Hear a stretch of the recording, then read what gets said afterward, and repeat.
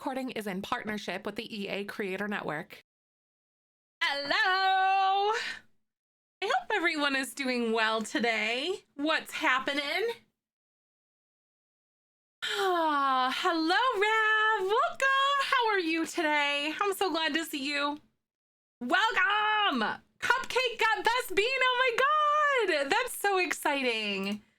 Congrats! How are you? There you are, Cupcake. Thank you for being here. Welcome on in. Woo! I'm feeling a lot better, Shar. How are you? Good to see ya. Slinky. Thank you for the 6 months. Rav, Tia, Mateo. Good to see you.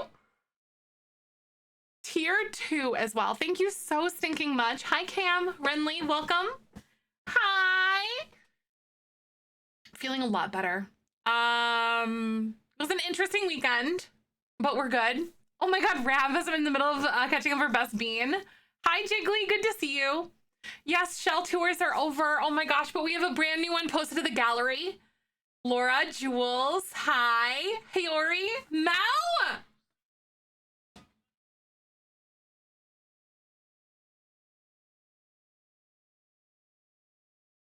Hey, thank you so much for the 3 months. How y'all doing today? Kay, Tia, Mel, Yoon, Sid, Vic, Laura. I missed everyone. How is everyone doing today? This shell is harder than the paint shell. Is it really? Are you? Is there anything that you have questions on? Because I think this is your first broken shell, is it not? I think. Sam, good morning. Oh my god, it was your birthday week. Oh man, that really stinks. Happy belated birthday. I'm feeling a lot better. Still kind of like leery in the ways of energy and stuff. My PMS symptoms are like cranked up to 5 billion right now because I had my IUD taken out and now my body's like readjusting and stuff, but we're doing good. This weekend was interesting. We cleared out my childhood home. So there's a lot of like big feelings with that. Bookie, good to see you. British was, thank you. That's so nice. I need to double check myself and make sure that I have my captions on, and I do. Okay, we're good. Look at Mason and Brain and Body. Thank you so much. It's really hard though. Like I think that like my emotions were extra spicy because of my cycle and stuff. Oh my god, did you really get those? Thank you. Wait, did you give me yours? No, I had already gotten one for you. Oh, I thought you said. Yeah, I had already ordered it. It was a surprise. Aww. So you lied to me. Yeah. He did the order for Taco Bell through the app because he wanted breakfast from them this morning. And I asked for a hash brown. And then he was like, oh no, I already did it. But this was a surprise. So he knew that I was gonna ask for a hash brown. Right, Vic, for real? Death, welcome back. How are you? I'm doing pretty good. They are, Rav. These ones are not very fresh, but they're still pretty good. But they are really good. They're up there with like McDonald's, I think. It is, Mateo. I really do like it. Good morning, littlest. Good to see you. Jaxie, Bookie, by the way. Honestly, I always love hash browns. It didn't show. Oh no, Kim, try refreshing your browser or reloading your app and then try it again. Oh no, Laura, you don't have Taco Bell, but you, oh my god. So I am supposed to be later today, but with my cycle and I'm very volatile right now, I wanted to make sure that I'm like on today. Because I had a really like emotionally heavy weekend and stuff like that. And then lots of pain with my cycle because I literally slept on the couch all day yesterday. It was really nice, but whew, when I tell you that my cycle is very, very, very spicy. Living in the country for you. Oh god, I feel that. And Hippie Town full of no chain restaurant folk, and they have a Taco Bell and a McDonald's. Oh, really? Oh my god. I'm doing pretty good. So like, I had my IUD because I had a Mirena IUD for like 10 years. Well, 2 different ones. That's the whole thing. But like, I think it was over 10 years technically. But for a really long time. And then so essentially like over time, it like suppresses your hormones. And then most people do not get a period who have an IUD. And I wasn't getting one, but now that I have it removed and stuff, because I wanted to see how my pain levels were without it. And they're better, by the way. That's a whole thing. But like now it's like my body's like, oh, we're going. And so now I'm kind of like readjusting and kind of in those weird periods. Nerd fart! Good morning. Thank you so much for 55 months, my lovely dear. Thank you. Tier 3, 4.5 years. That is not a short amount of time. Nerd fart! Send me a message. I will send you your tier 3 sticker form. I know having a uterus is really hard. Birth control is a whole heckin' nightmare. Yes, it is. I'm with you. It's a lot. But oof, I feel overall like my moodiness has been better. Some things that I've observed for myself and stuff, my moodiness is better. Like I'm a lot less like grumpy. It really is, Mateo. It is. Hey, Jinx!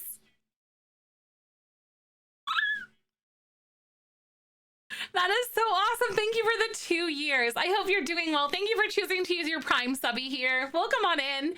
I am so grateful. Icon, good to see you again. It's Subiversary Day. I love that. Oh my God. It is. So many awesome subbies. Thank you guys so much. So how was everyone's weekend? We went up to Wisconsin to clear up my my childhood home. So there was like a lot of really big feelings that happened. Lots of big feelings. It's kind of different, you know, having to go through that, especially after a parent has passed away. So that was a whole thing. And then I had the chance to meet my mom's new boyfriend, and he is super nice, super quiet, but really nice. And I'm really excited for her.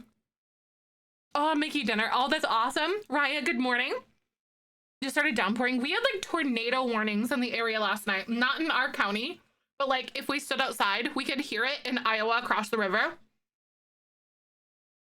Because the wind was just right. And we stood out on the porch and we're like, you could hear it. And then we looked up like the county. And where everything was. And we're like, oh no, because it was like way north of this, like on the north half of the city though. So we were okay, but yeah.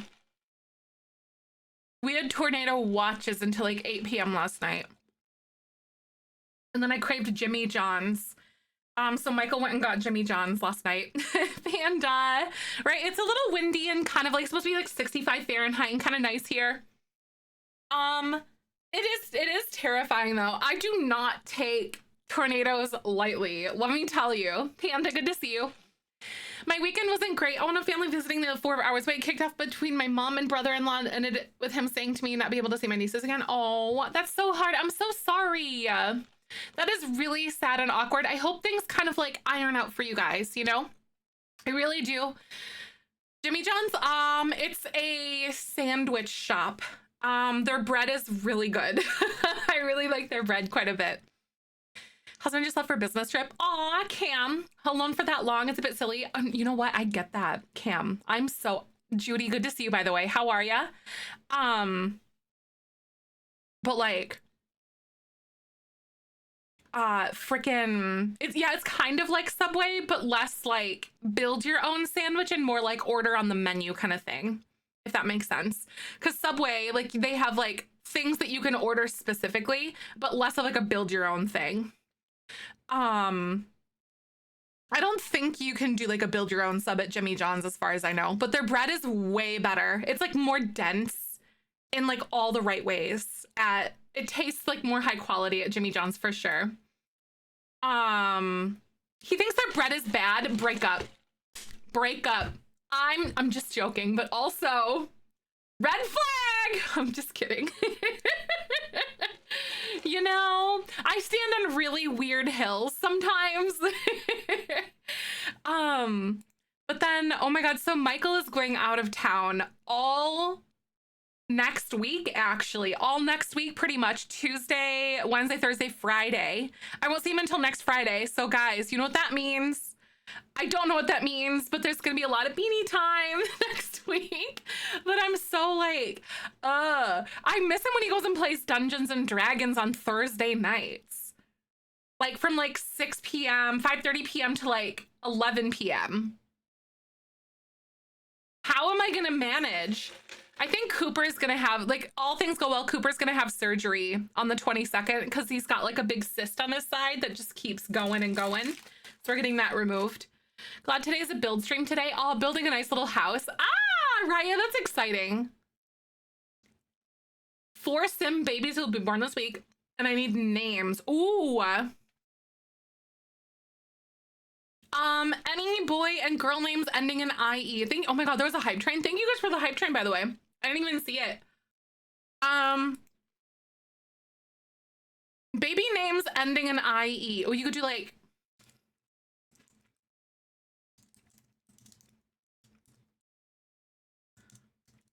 Ronnie, Ellie, Jaxie, Lori, Jamie, Joshy.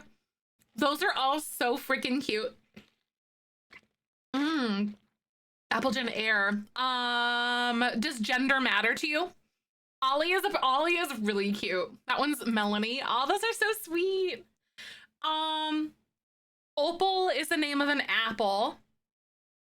You could also go like there's Opal. There's Jana Gold, which is what we used. I used Ambrosia. Oh!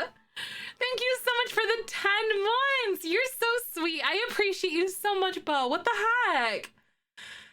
Thank you. Welcome on in. How are you?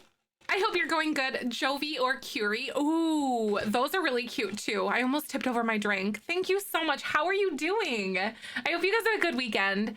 I felt really stir crazy, y'all. But the way that I was like glued to the couch yesterday was pretty unreal.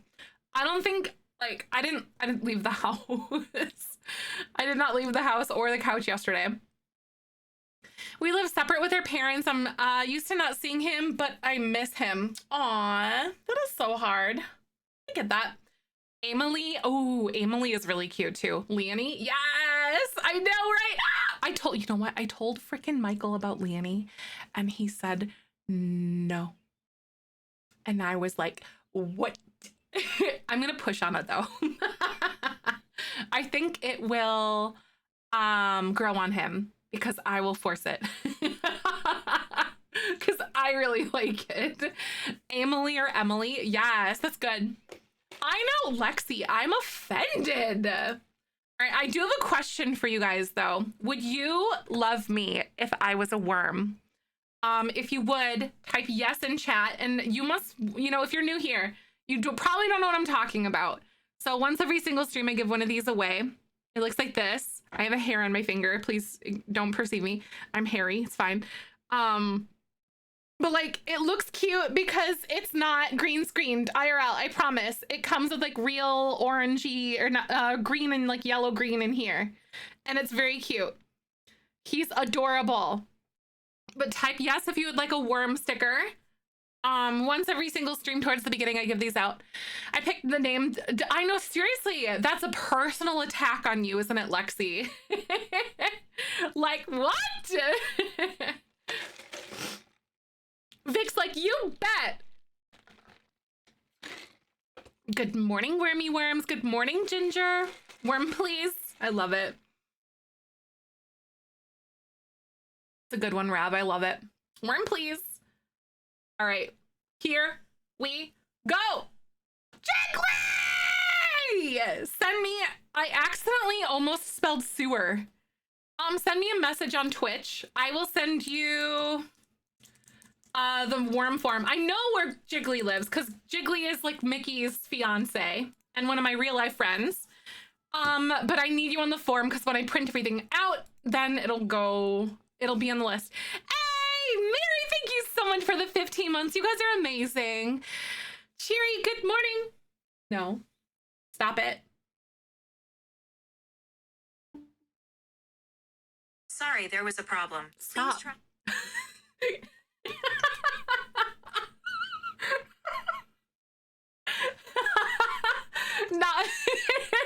Not again. JG.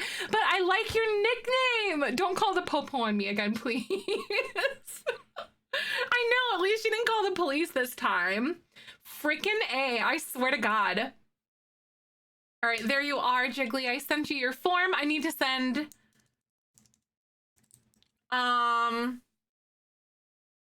the form to Nerdfart as well. Lean, thank you for the 11 months. That is so awesome. I really appreciate you. How are you? Almost a stinking year. I am really grateful for y'all. How's everyone doing today? Hello. Welcome back. I am doing pretty gosh darn good, all things considered, honestly. I really am. Had a really big weekend, very emotional and stuff, filled with lots of, we cleaned out my, what's it called? My childhood home. All right, Nerdfart, I sent you your form. But yeah, a lot of big feelings. And I'm also PMSing, so those feelings are also like cranked up to 5,000. Ashley, good morning. I hope you had a great weekend. I'm so glad to see ya. How are ya? A good old stinking, a good old screech just for you. Good, yes. Oh yeah, there's definitely some very big emotions. Thank you, Ginger, I appreciate it. Oh yeah, how'd your thingy go? Also, does anyone know your interview? I think you probably told us about it, but I just want to ask again. I'm curious about you guys. Like, what is going on?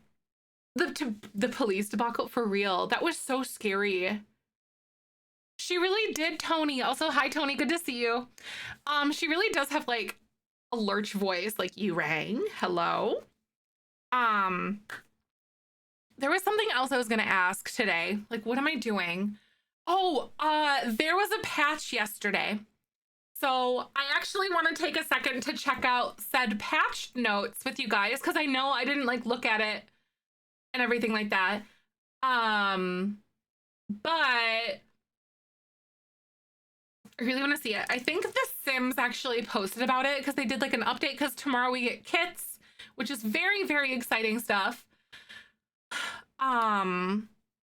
Oh, set to male voice. Oh, really? Yeah, I have the female one with the Aussie accent. You the baby Elizabeth. Yay! With Sebastian. That messes with my head so stinking bad. Is like, I know, right, Raya? I almost forgot about the kits too. I want to see. Okay. The Sims Direct thing. I need to actually go ahead. My notifications are on. Okay, I just need to remember that. But there is a base game update available across platforms. This update includes adjustments to the gallery filters and fixes for stinking plans and the land grab company and for rent. Seamus. Oh my God, that's so cute. I love it. I wasn't for a librarian position, Sally, a manager position, but I wasn't interested in. She called me yesterday and said I didn't get that job, but begged me to apply for the jobs. Oh my God, desperately wanted you on their team. Oh my God. That is so awesome. See, when you're just a good fit, you're such a good fit. I really hope that that eventually opens up to new opportunities for you too. Kama, good morning. How are you? A silo for my chickens. That's awesome. That's such a big step, getting that silo, you know? They're at early game, they're pretty expensive, I feel. Early game they are. Late game, they're really not. So, plants that are alive will no longer emit stink clouds. No more random power shutoffs. English will no longer see first and last name panel blank and cast for Sims that have selected pronouns. Group cooking, Sims will now participate. So there's gallery stuff that they did, reducing the strictness of how hashtags were handled when listed in specific orders. Max's created Sims, even from past Sims games, should no longer be prevented from uploading if you choose to recreate one or more. I'm really interested if that'll fix Vlad. Interviewing is very stressful. I agree. Helping Dad for a couple nights again, that's exciting. I hope your stay has gone well so far.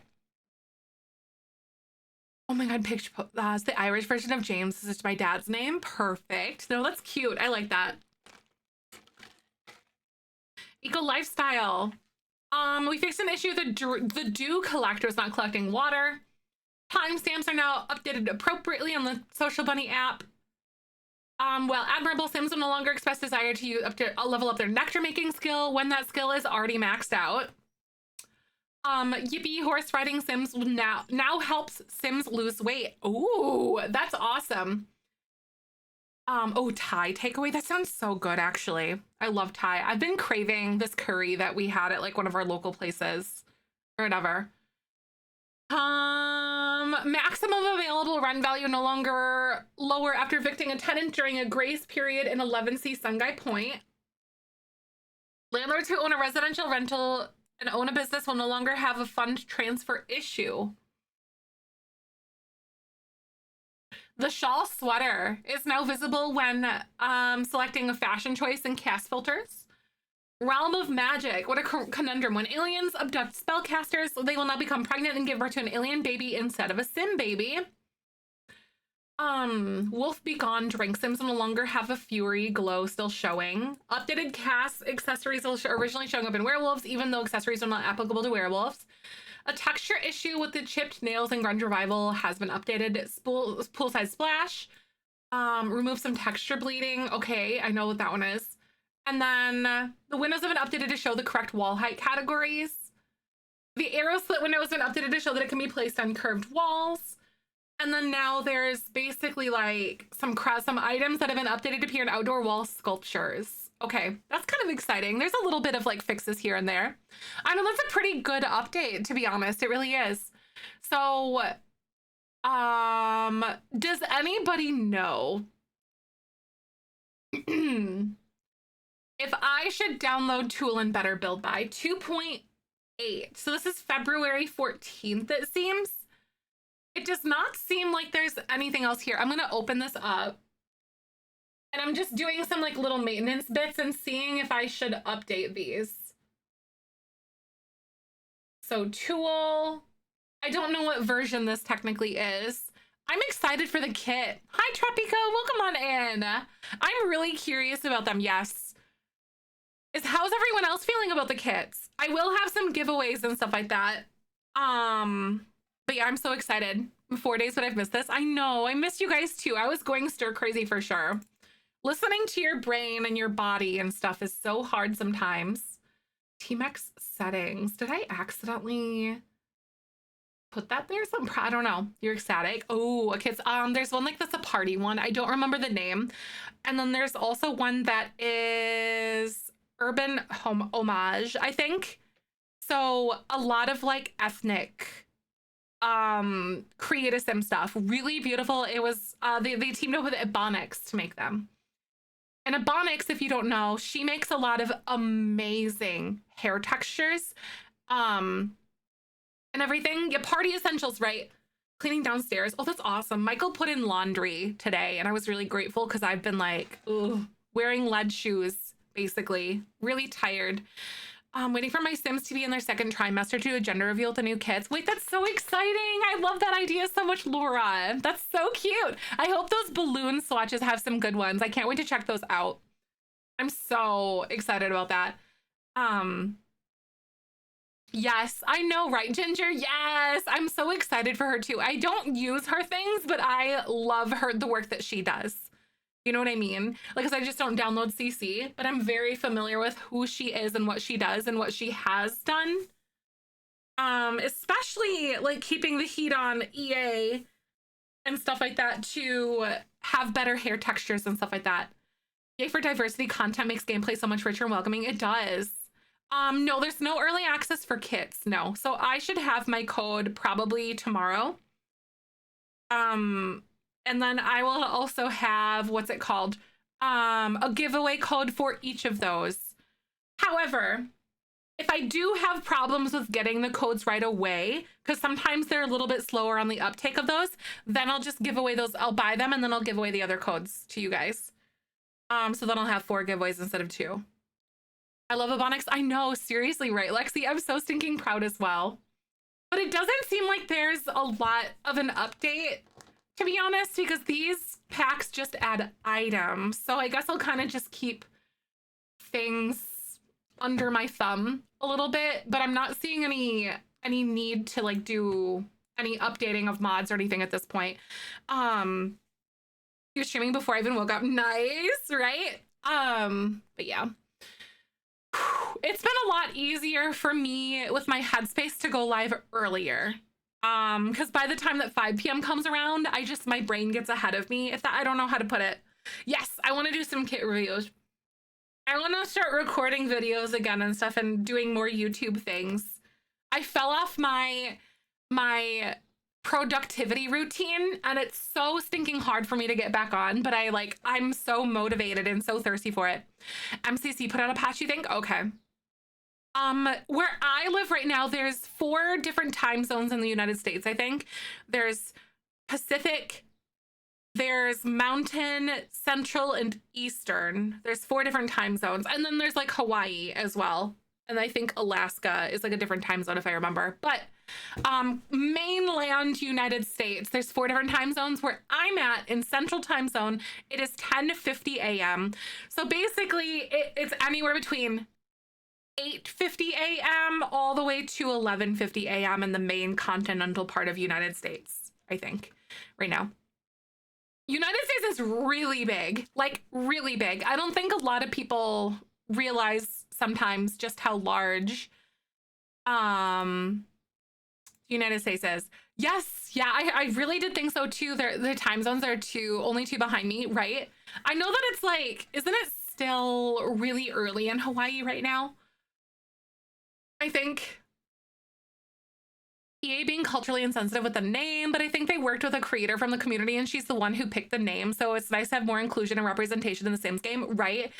I know, and that's the thing, you know, I'm really glad that people are talking about like insensitive names, but sometimes there are points at which things can be overreached by, you know, by people, if that makes sense. Sometimes there can be overreach. And all that. Buy the kids of the code to do a giveaway. Whenever I look, the new one takes ages to come out on other sites. I have never had success with kit codes before, but the ones that I give away are the ones that EA gives to me, if that makes sense. Yeah, I haven't had any luck with like kit codes before. It's 7:51 a.m. in Hawaii right now. Yeah, I thought it was like pretty early in Hawaii at the moment.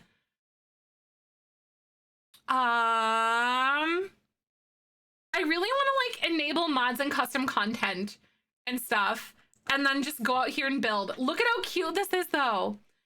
Never had the right. Hi Kaz, how are you? It's just kind of like they had like the insane trait and then they changed it to erratic, which I think was a lot better, you know. Also, hi Kaz. All right, friendos. So this is going to be our veterinary clinic. We're building this with base game and cats and dogs only.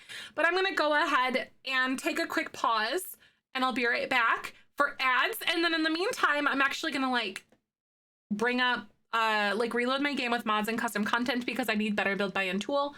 Otherwise, I will die. And I'm not being dramatic, but otherwise I will perish. But I'll see you guys in just a second. Thank you for hanging and I will catch you in a minute. Thanks for watching ads. By the way, they do support me directly and I'll return. Roll that beautiful baby footage. Insane and erratic most of the time. Very true. Gorgeous, gorgeous. Thank you. It's been a struggle, Lexi. Like a giant stinking struggle. I think also to kind of like make sure that this doesn't break everything, I'm going to take my saves folder and copy it onto my desktop because I'm going into unupdated mod territory right now, potentially, but I'm impatient. But we're just gonna be silly goofy today. We're just gonna be really goofy. I'm gonna delete that other one. This is saves. 416, right? 417. There. All right. Very good. The lighting in the game is so annoying. It really is. Seriously. I think Mrs. Tomato she's a moderator in Simsy's community. I think that she came up with like a sheet or something. It's pinned to her Twitter profile. or whatever, her tweet, it's her pinned tweet. At least it was for a long time. She actually had a post where she like graded all of the lighting from every single lot in the game, like optimal lighting in like this time of day or something for that specific lot, essentially. It was pretty awesome. Rectangular mirror and move it one of it's seriously, it's awesome, Bunny. Now let the fun begin. It's always nice when little things start to click with Tool. Oh wait, better exceptions. I freaking love Twisted Mexi so much.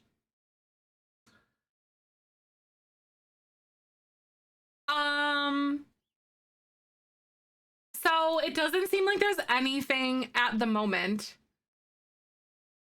But yeah, I'll have to go back and like check out some other things at the very least. So I think we'll be okay here. Wait, view full report. Oh wait, here we go.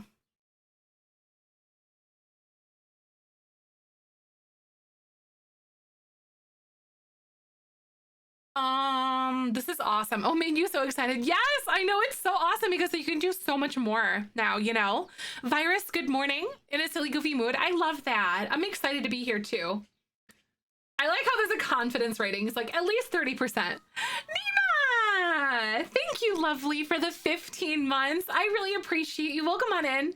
Hello. Welcome. I'm back after a little 4-day weekend. I did not expect to take that long of a weekend, but oh boy. Thank you for the follow, by the way. Welcome on in. How the heck are you? Well, welcome, Nina. We're working on the vet clinic today. So today we're working on base game and cats and dogs in a vet clinic, and I've always wanted to do this. Aw, thank you so much. It was a lot. We cleaned out my childhood home, which is very bittersweet because my parents bought that house back in 2020, or not 2024, in 2000, and it is 2024. But yeah, so it was a lot of things that belonged to my dad and stuff like that. So it was like, oh, it was really hard, but we're doing good. I feel like I'm doing all right. Oh, finally I was out of Milk Gretchen. I love it. And we're back from ads, by the way. Oh, this recording is in partnership with the EA Creator Network. I love it. So right now, the EA Creator Network and the FTC are making it so every so often, that's literally the words, you have to play a thing that discloses that essentially, like, I've gotten packs from the EA Creator Network in the past. They don't pay me to say they don't pay me, period, but they don't pay us to say anything negative or positive. They just give us packs. So here we are. Crystal, thank you so much for the raid. Hello, my friends. Thank you so much for picking us. How was your stream today? Hello, hello. Beanies, make sure you go drop a follow to Crystal. What were y'all up to? How exciting. But that is awesome. You guys, make sure to go drop a follow. We love supporting community members that support us and all that kind of stuff. Thank you for being here. Meg, thank you for the 11 months. Oh, goth bad appreciation. Ooh, that sounds like so much fun. The back porch, I love it. Thank you so stinking much, though, for the 11 months, Meg. How are you? We're just getting started in here right now. I'm about to start building on this thing. Oop, hold on a second. I had to launch my other thingy. Here we go. But basically, I'm trying to figure out how to make a veterinary clinic. And then what I want to do for like the back area and stuff is kind of where we left off from like Friday, I think it was. That is so exciting though. A goth bat appreciation build, that's so fun. Very, very good stuff. Oh, give me just a sec here. I gotta check. Here we are. And boom! I know, I love bats too. They're so cool. I thought about once like making getting a bat, what's it called? Thingy. Like a little bat house for inside of our backyard kind of thing. have to go back at some point and clean up the furniture and everything that's left over and fix stuff on the building, my grandparents and mom's and aunt's home, and just the place I lived every summer for many holidays. And my cousins just wrote that and got emotional. Aw, I relate to that so hard though. It's so difficult. Change is not fun. I hate change. Place in Discord, post the outcome of our build screenshots. Yeah, under share your creations. You guys should be able to post those if you want. Oh my goodness. Okay, so y'all, how are we feeling about this? Should I make this paved? Or do we kind of like the idea of it being like this? I don't know. I genuinely don't know what to do. Like, this is just like a cute little veterinary clinic.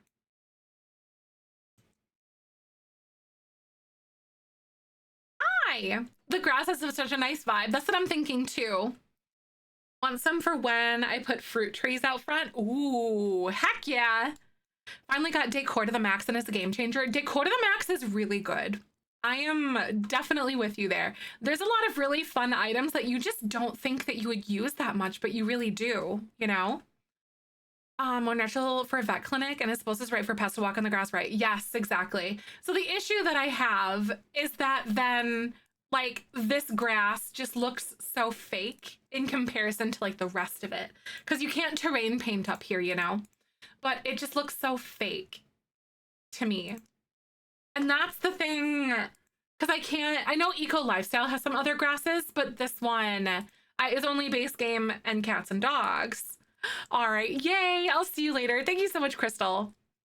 Looks like, yeah, exactly, Tony, it really does. It really does look like AstroTurf.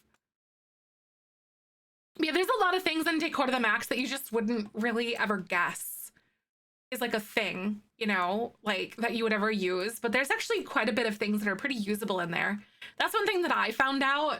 I was like, oh, some good stuff that I never would imagine myself using ever. Okay, so let's go here.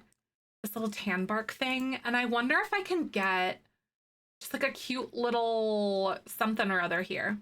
I have no idea. Aesthetically pleasing to you? Oh, really? I hate it. It feels like fake plastic stuff to me. I'm like, no! It breaks my brain. Hi, Jay. Welcome on in. How you doing today? Good to see you. So glad to have you. Oh, hi, Buttspot. Buttspot is here. And there's a lot of the pent-up butt spotting to do today, doesn't it? Oh, we could do this. Hey, this is kind of fun.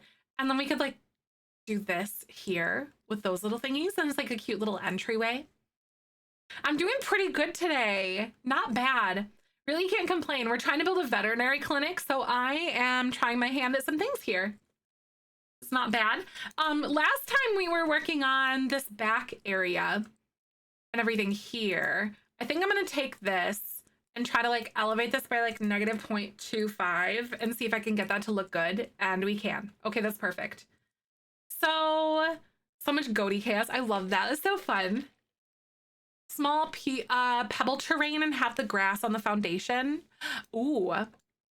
So like, it was so hard. It was kind of choose my actual job you could do in the game. Oh, right. I know. I've never tried to run one before though. Minecraft will play projects for a few. That's exciting. Fake lawns are good to keep the puppers clean. We have a dog run in our building and the fake turk was such an upgrade. Yes, because you could just like spray it off and stuff from what I understand. The summer circle of rocks in the back. Thank you. I tried. Oh my God, what did I find? We Googled for some inspiration and I kind of just ran with it. But this right here is kind of the idea that I tried to like go with for the back area. Like that little rounded half wall area in the back. Super fun, but stressful and hard. Ooh, just like real life, I guess, huh? Isn't it, if you think about it? Could be just like real life. My friend is a veterinarian. And oh my gosh, some of the stories that she tells y'all, I am just saying.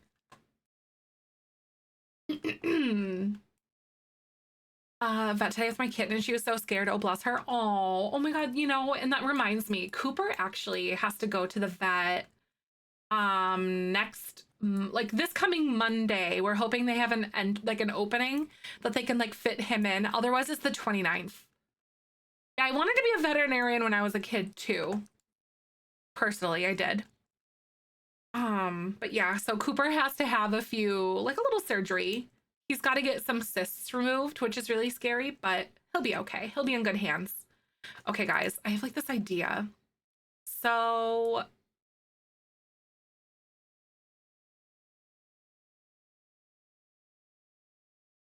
I'm gonna delete this, and then we're gonna do like, I'm gonna do this. I have an idea. So what we're gonna do is I'm just not gonna have it like that in the front because I hate the way that AstroTurfy crap looks in the back. I think it looked really bad. You posted a video. Oh my God, I'll check it out in the next ad break, Ashy. That excites me so stinking much. I cannot wait. A great solution? Yes, seriously. I feel like this is probably gonna be so smart for us to do. 2 weeks ago, this is so scary. They can sneak up on you. A lion's cut. Oh my God, that's so funny though. I always feel bad when I laugh at, oh my God, wait, by the way. I always feel so bad when I laugh at animals getting like lion's cut or something. Rounded outdoor area, thank you. And let me just ADHD my way on over here to show you guys. I posted a picture in Discord yesterday. Actually, I was gonna pull it up on my phone, but I remembered I posted it to Discord. Let me actually pull it up on my big screen for you guys. Another little Babu update. Here. So that's Babu. By the way, I'm literally dying. Isn't he the cutest? And the camera and they stop. Seriously, every time they know. They have like this sixth sense for it, Ashy. Freaking Kyber and Ahsoka do that all the time too. I know, isn't he so cute? I'm dying. I guess matted so bad it definitely needs it right, for sure. Yep, I understand that. But that's Babu. So all going well. We should be able to pick him up next month on the weekend of the 18th. He is so stinking cute, isn't he? There was like a video that I posted a little while, like about a week or so ago, I think. Or maybe it was like the late last week, I think, maybe, if I remember. I don't remember, but I posted a video at some point where he was laying down and eating, and all of his puppy siblings were like crawling all around on him. I know he's so perfect. I'm so excited. I think you guys know that though. Like, I am so excited to finally have a freaking puppy. I've been wanting a schnauzer for like the better half of my life. If y'all didn't know that. I have always wanted a schnauzer, and I simply cannot wait. Had a cat who laid down to eat. Oh God, it's so lazy. I love it though.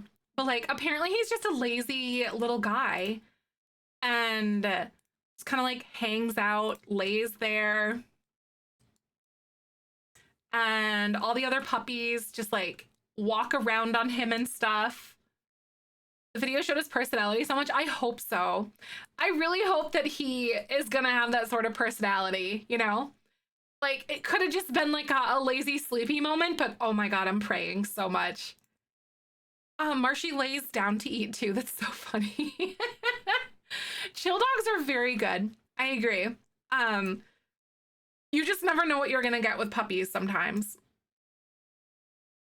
Like, for the most part and everything. So it seems like we at least are gonna be right. It really is all on the eyes. He just looks like a sleepy little guy, which it's gonna be so good for Cooper because Cooper is just a snuggly little dude all the stinking time. He's just so chill and just loves to hang out, and I love it so much. So stinking dogs, really. Okay, so we've got this like little back patio area. I'm thinking about doing something a little bit different with these though. And maybe instead of having like this brick, maybe we could do something like this. I have no clue. My dog was lazy before he lost weight. Now he's a little A lot of energy, especially in the evening, right? It's why my mom's not because he's too big and energetic for you, right? I get that. 11 months. Ah, Bibka, excuse you. Thank you so stinking much.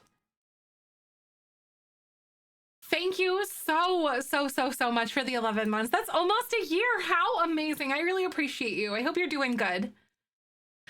Just want to stay in bed and rot and watch Netflix like a little gremlin. Right. That was me yesterday. Holy crap, though. I'm still really tired today, but not nearly as much as I was yesterday. That's for sure. It was real bad.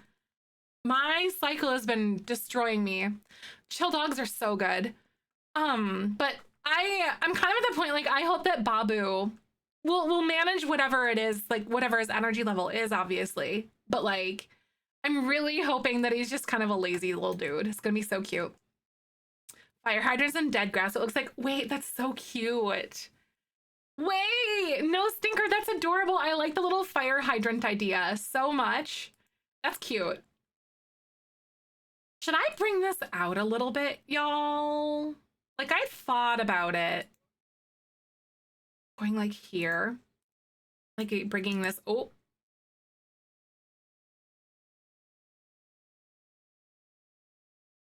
So there's like a little bit more room for people to like walk around and stuff if they want. Hi, Creek, welcome on in. I'm so glad to see you again. Thank you, thank you. We are trying to build a veterinary clinic. I'm having such a good time, honestly. Oh, we could do like a little gate right here. Wait, that would be so cute. I really hope that, I think they do have a double gate. They do, okay. That one's so cute. I'm just doing white. I don't actually know if this is going to be what this is going to be yet, but we shall see. It could be different colors. This is adorable. Thank you. I'm trying to go very coastal.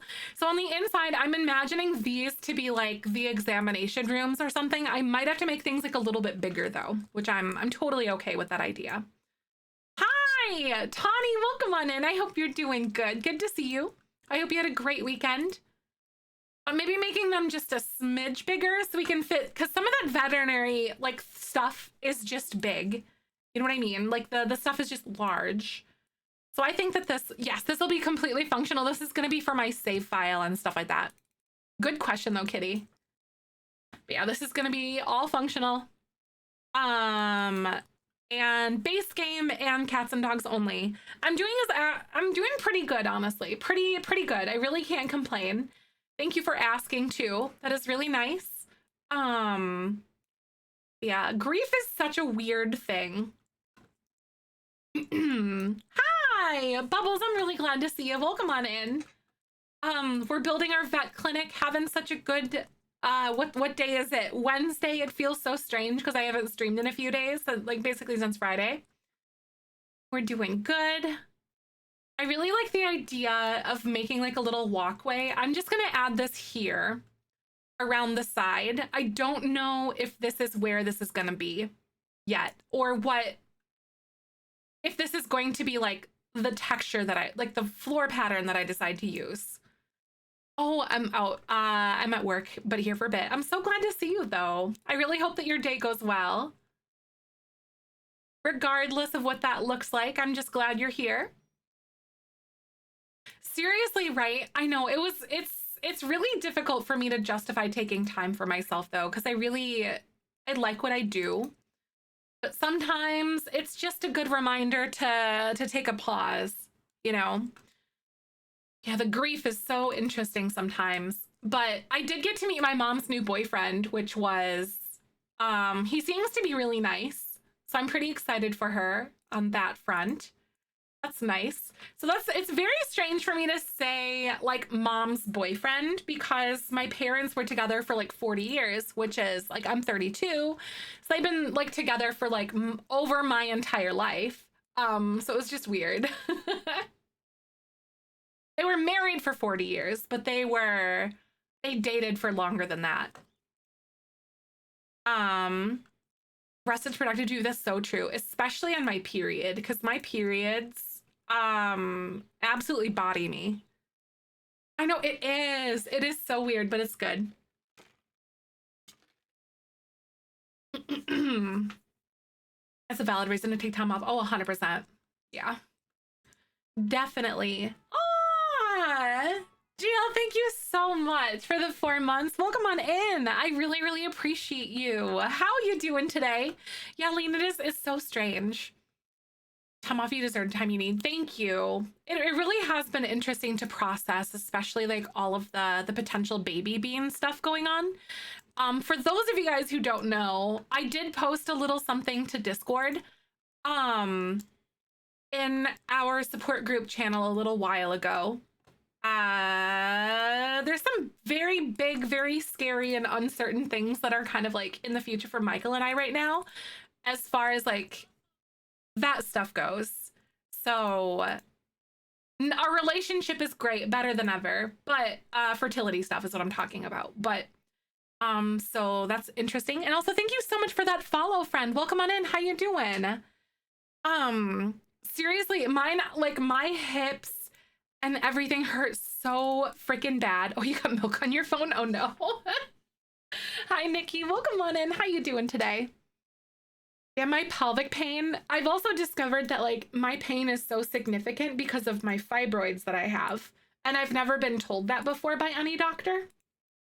So like it was both infuriating but also validating for someone to finally be like, oh yeah, that's why you have that pain, rather than like, that sucks, take some ibuprofen. You know what I mean?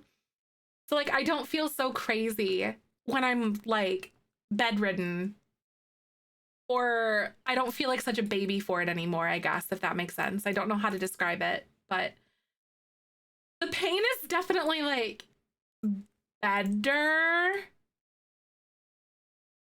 but like different. I don't know how to describe it, but it's definitely different. It's like a mist over it. Oh no.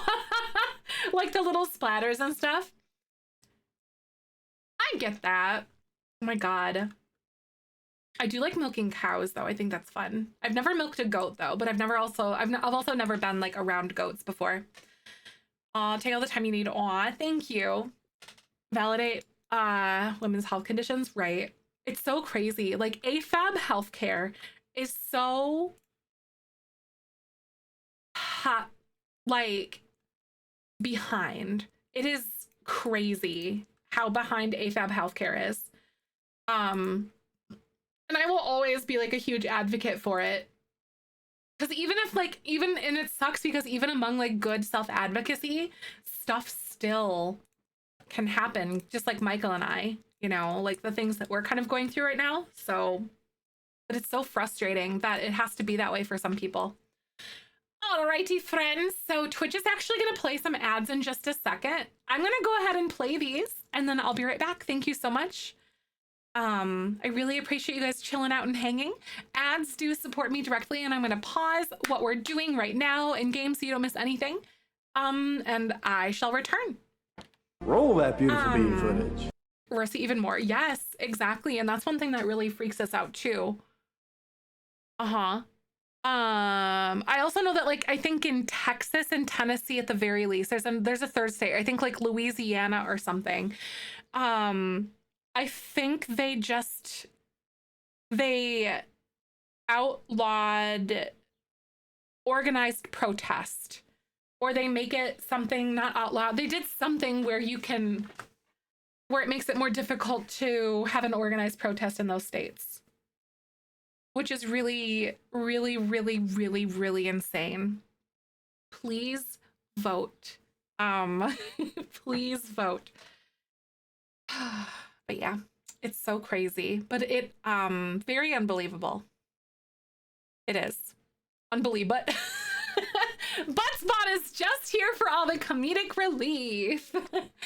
Oh, you don't squeeze down like a cow, but you do finger wave squeeze. Oh, so kind of like something like this almost, like you almost fondle it. I'm sorry, I guess that was not like a good way to word it, but yeah. Is that like milking a goat? Canned, insane and scary, happy to live in Illinois, right? I'm grateful for Illinois. However, if I remember properly, there's something that if the incorrect president were to take office, they could basically outlaw something in one fell swoop, I think, pertaining to abortion care and things like that. I do believe. I live here right now. Aw. It is very scary and unreal. Fighting issues right now with women's healthcare right now. Women are getting arrested for fighting the issues. Yep. That's so sad. I'm so sorry, GL Pyre. Definitely a thing that happens. Oh, 100%. Like maintaining the right to be able to do something like that is so critical. It's very important stuff. Oh yeah, what happened in Arizona and it made you sad, right? I think there was someone who went through and they were like, at that time where that original law in Arizona came out, women weren't citizens. And like a whole bunch of other things as well. Like women were viewed to be property. And the forefinger and the thumb at the top. Oh, that makes sense. Okay, so it's kind of like a little... I got it. Bothered me that people have been given rights to vote on what happens to a woman's body. Let me think what I want to do with my own body. It's ridiculous. 100%. And remember, it's not just women that have uteruses too. Just a friendly reminder to everybody. It's so easy though. AFAB or people with uteruses. You're okay. Just a friendly reminder. Sometimes I still catch myself doing that as well. So don't feel bad for anyone. Sometimes I still catch myself saying like the incorrect things. Is anyone else reading Handmaid's Tale for book club? Is it like unreal? Technically, from what I've gathered, Ashy, assumed rights. Yes, I heard about that. That's what I was gonna say. Technically, we have assumed rights. Technically, we do not have legal rights. Menstruation or AFAB anatomy. Oh, 100%.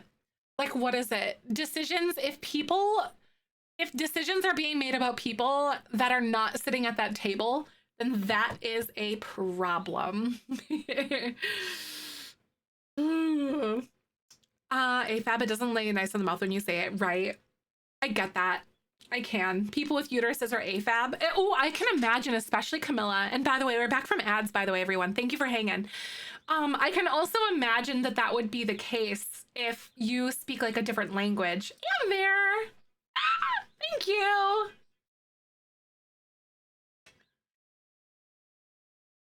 Thank you so much for the Prime Subby in 10 months. You're so sweet. I appreciate that. Hi, Teeny Fart. How you doing, pretty girl? I'm so glad to see you today. Welcome on in. Ooh, I'm gonna get that.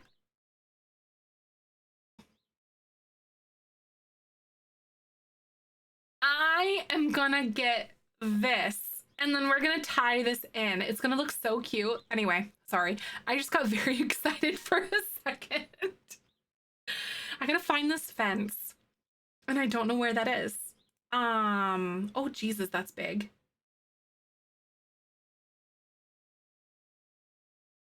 Is anyone seeing this right now? Oh shoot, by the way, this recording is in partnership with the EA Creator Network. Gabby, I agree with your message, but you do have a cuss word in there, so I'm going to deny it. But I agree with your message, so go ahead and retype it if you want, Gabby Pidge. You're totally okay, you're fine. But I honestly admire your zazz with all of that because I agree wholeheartedly with what you say. Trust me, I do. When my uterus got removed, the doctor looked at my husband and said if he was okay with it. He's like, seriously, Amber, right? And that's one thing, like in my experience with everything that Michael and I are going on with like fertility wise at the moment, I posted more of like an in-depth update under support group and stuff like that. You'll have to scroll up a bit or search for like the messages that I posted. But, oh, here it is. Oh man, it's too big. But I am extremely grateful, and I know how stinking fortunate we are that I managed to find a doctor that would have gotten rid of my uterus if I wanted her to. Like, without even talking to Michael. And honestly, she's had her medical license since like 1991 to be an OB. And Like literally though, she does such a good job with the way that she tries to use like inclusive language and stuff like that. I can tell it's definitely like a learning thing for her, but it's the thought that counts to try to use inclusive language. And that's one thing that I picked up about her too. You said what? Yeah, seriously. Husband signature? Yes. It's so crazy. It's pointless now. The saying if you don't have one, you try to make your laws on mine. No, exactly. I just get so angry about that. Because just thinking of like my situation, you know, like Michael and I, if we are given the green light, we'll be trying for a baby because time is of the essence for me. And we want a kid, but we just didn't want one yet. But time and Mother Nature kind of made that decision for us, unfortunately. But that's just the way the cookie crumbles for some people. But however, if I were in the situation where I needed to get an abortion for whatever reason, because I am so high risk for a myriad of different reasons, that's so important to be able to maintain that right, to be able to do so. And then also, what is it? That is so stinking important though. And then there's another thing as well. If I can't conceive, some doctors will be like, well, you haven't had kids, blah, blah, blah. We shouldn't get rid of your uterus for XYZ reason or something like that. And then I am really highly prone to like uterine fibroids and stuff like that. So uterine fibroids are not precancerous, but eventually, since I'm estrogen dominant and stuff like that, and like I continue to grow uterine fibroids, one of those could come up as cancerous eventually. And I'm also like at a really high risk for endometrial cancer as well. So then it's just kind of this concoction of like, why are people that are not medically,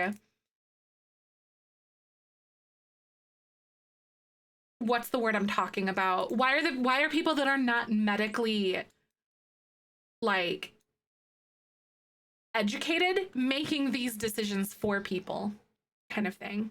Qualified, thank you. And that sucks. I just want to punch people. Little Bear, thank you so much for the 9 months. That's awesome. What are we naming our Twitch baby? Thank you so much for the tier 2, by the way. You're so awesome.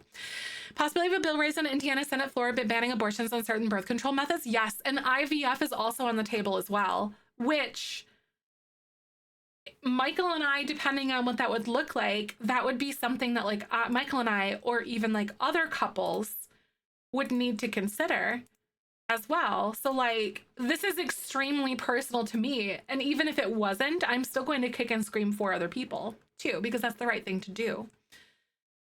It's so incredibly frustrating to see these people that have no like experience or any business making decisions with people regarding people with uteruses at all whatsoever, because they just simply don't have the space to do that. And it is so frustrating. And Clomid, I even thought about having another baby, right? I don't even know. Found out when I was 16. Hi, Logical. Good to see you, by the way. I have children due to autoimmune disease because I live in Texas. I'm 30 now. I'm still not allowed to have mine removed because I go through my period and put me in the hospital because of medical complications. Ooh, I hate that. Yeah, GL, exactly. Makes me cry that this is going on. I know. I'm so sorry. Like I hurt that it's hurtful for people. You know, it's hurtful for me too, of course, but like I really dislike that is a way that people are feeling regarding any of this kind of stuff going on right now. DLC, I do have all the DLC for The Sims. Do you have any questions on any that I could help you with or anything like that? I'm also part of the EA Creator Network. So what that means is that the EA does give me packs, but they don't pay me to say anything negative or positive. They just give me packs and I create content for them or with them, not for them. But I still will give you my honest opinion on everything, and I will always do that. The greatest country in the world, and so we are so free. We are not free. But I know, like, I know you said that like in a sarcastic way, but yeah, we are definitely not free. But I don't mean to stress folks out, but I want people with uteruses to feel like they are seen and validated and fought for in all of these different ways. I think holding space for these conversations allows us to share perspective and everything, and I think that's so important to do. IVF Red as well, exactly, because Michael and I might, like, so for us, with my fertility journey and stuff, I have scar tissue on my uterus because of a surgery that I had to remove other uterine fibroids when I was in my early 20s, which is no surprise to me. I have more uterine fibroids right now. And basically my uterus, time goes on, like when you get older, more complications can arise. That's just kind of nature and the way things are. But also, like, my uterus is a time bomb at this point. So I could either get pregnant immediately with no complications, or I could like never get pregnant or miscarry several times. There's just no knowing. It just depends on like where it implants, essentially. Because if it implants over like too much over scar tissue or over the fibroid, then there's no blood flow to it. And then IVF would be a really, really good option for a couple like Michael and I, because they have more control over like where it goes and stuff like that as well. No shy away. Yes. Oh my God, for sure. I know it can be really triggering. I just want to like be so upfront with people though, because like I know it can be really triggering or really hard to talk about, but I hope that you feel seen if you're listening, and if you're going through things like that. Like, you're definitely not alone. I don't think I like these as much as I was thinking, you guys. What do you guys think about this? With this little fence being tied in that way, does that look good? Because I was gonna do something off of the back of this, maybe just like bushes or something. I don't know. Because I can't get it here.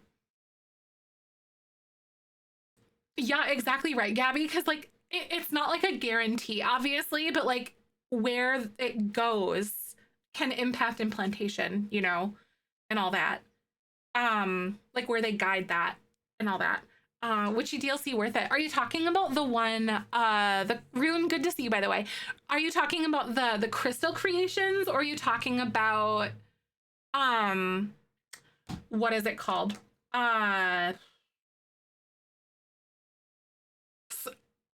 of Magic. So there's two kind of like witchy ones. Cottagecore home. Oh, I want a cute little witch at a cute cottagecore home. Oh, both of the kits are really, really cute for like build buy and stuff. I feel like if it's going to go, if it's going to boil down to things, I would suggest Realm of Magic, and there's two reasons why I would currently suggest Realm of Magic over Crystal Creations. It's because Realm of Magic comes with a lot more gameplay. And like an actual spellcaster. And then also Crystal Creations does have quite a few gameplay glitches and all that, that are problematic for some players and stuff like that. I personally haven't done a ton of gameplay with it yet to have a lot of the problems, but I do know that there are people out there who have had problems before. And oh no, Raya, I'm so sorry. Oh, can they do uterus implants now? Huh. Taking a quiz yesterday, I said maybe pick between Victorian and a cottage. It took me 5 minutes to make a... That is a big question. You know? That is a massive question, Ashy. Why would they ask you something like that? I get it. Oh, exactly right, Vic. There's a lot of things that are unsafe for people in the United States, and that's very validating, or very not very I hope he feels validated and unalone in that scenario, but also like, I'm so sorry. I know a Victorian cottage, like I think that would be very reasonable to ask. Why not both? Exactly. It is very telling, isn't it? It is. Oh, baby house. Thank you for the 48 months. Is that 3.5? That's 4 years. Wait. How? I need more badges because you guys are like sticking around. 4 years. I did math. Look at me. Thank you for the 4 years. Blue, good to see you today. How are you? I am so stinking glad to see you. Welcome. I'm currently sitting here trying to figure out how I want this to look and how I want this to go because I have no idea. I'm doing pretty gosh darn good. I can't really complain. I had like a really big weekend full of like lots of big emotions and stuff, but I'm really grateful you guys at least understood a little bit that I needed to take some time to kind of process all the stuff I kind of went through over the weekend, but I'm glad to be here hanging out with y'all. The government got overthrown. It was on 3 or 4. That's so scary. Oh my gosh. It's wild. Like the things going on in the United States. I definitely feel for folks for sure. And also for myself and all of that, especially since like Michael and I are talking more and more about trying to have a kid. These things become so much more important to me. Hi, I'm doing pretty good, Cassie. Welcome on in. Big thing going through all that stuff. It is. Like, especially, like, and then all of the emotions that have kind of come up about, like, potentially attempting to be parents. And that's really, I am terrified, you guys. I am so scared. Because there's just so many things that we just have no idea on how things are gonna go. Aw, and play Stardew. I'm so glad you played Stardew though. Stardew is just like a good brain rat game. I literally love Stardew Valley so much. Like so freaking much. I know it makes me feel so sick. Same. I'm right up there with you though, friend. I am. For real. It's like, I really highly disagree, like, with everything going on politically with both sides, technically, right now, Democrat and Republican, and it's a really tough thing to chew on. Kind of so much, it really is, because they've had a lot of, like, intermingling into the whole Palestine situation as well, I've learned recently too. It makes me feel so ill. I hate it. Aw, Blue, what's going on? How you doing? There's really not like a good option at this point, I don't think either. I'm so curious. That's a weird feeling. Thank you so much, Cassie. I think I'm kind of spinning my wheels on certain like landscaping stuff, but I think what's really gonna help me kind of bring this all together is actually starting to like put wallpaper on stuff. I know it's a very crazy concept coming from me right now. It's like a geological sense. Yes, I know. I do like living here in a geological sense as well. Same, Ashy. I'm kind of in the same position because I really do like this country for what it is, like ecologically, and then also like geographical and stuff. But then I just absolutely dislike everything that it has become and what it's about now. Bimka, there's never enough pillars. Hi, Maka, welcome on in.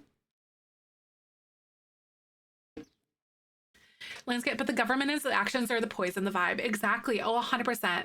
And I think it's always important to remember that, like, the government doesn't necessarily represent its people. And I think that has become more and more evident and stuff like that. Especially as time has gone on. Too. So I think the broad majority of people have like a really genuine disdain for things that are kind of going on right now. Can't even move states right now. Yes, right. I get that. Agendas and ideals aside, to disagree and put the U.S. American people first. Both parties, even my own, are ticking you off, and I just want them to reach over the aisle and just put U.S. First for once, right? And for me, it's also like a thing of, I also feel like there's so much like poisoned ideals and people that have no business being in politics anymore, or in the first place being like for their own personal gain and whatnot, which is very disheartening to see and witness. We the people, to them that means billionaires. I just feel like there's so many poisonous ideals out there now, and it's been, yeah, it's so hard. I grew up in a place, and I think a lot of us are kind of the same, where we just didn't talk about politics for whatever reason that was. But as a content creator and someone with a platform, like I've been allowed this platform and the trust of so many people because of you guys. And along with that comes diversity. And I think it's so important for me to talk about those types of things, because if I'm going to be someone who surrounds myself with others from so many different like backgrounds and stuff, I think that's so critical to talk about those types of things. So that's why I talk politics. It's just because certain things don't necessarily impact me directly, that doesn't mean they don't impact someone else I care about. So that's why I talk politics. Oh, shoot, ads are playing. Sorry.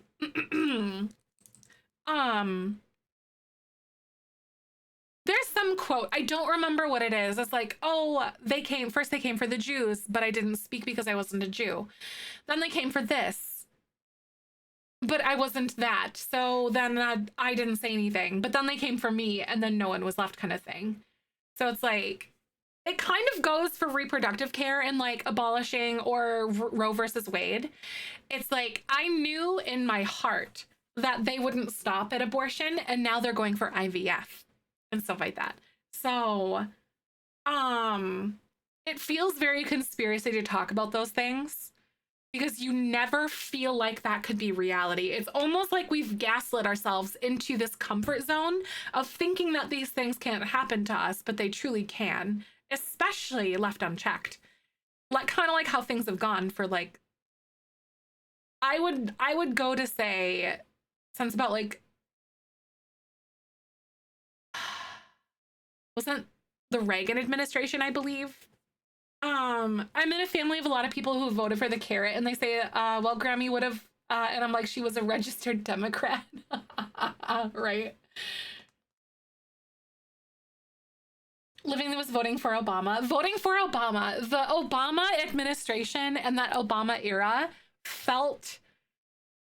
it feels like a dream. The carrot. I like the carrot. My late grandmother visited the States. I wanted to bond with her even more. She's not here. I'm honestly just scared to fly to America because of the stuff I've met by the lovely people from there. Very conflicting. I get that. You know, and someone who lives here, I always feel like it sounds a lot scarier than it can be sometimes, if that makes sense. I don't know how to describe it. Yes, we do have gun control issues, but I feel like it's less likely for bad things to happen to you than it is more likely for like something, if that makes sense. Like, it's more likely that you're going to be okay if you come visit. There are, you know, I'm not a very well-traveled person, but I know that like there's certain places of cities that you just don't want to go to after dark necessarily. At least I wouldn't. But I don't know. A lot of adults refuse to accept other people's point of view because their superiority complex. Oh, right. So like, were big mad is that I voted for him. Oh man. Also, we're back from ads. This recording is in partnership with the EA Creator Network. So you said older. Rune said people's point of view because there's superiority complex, right? There's definitely that, like, would you say that comes from like a place of like selfishness from your perspective?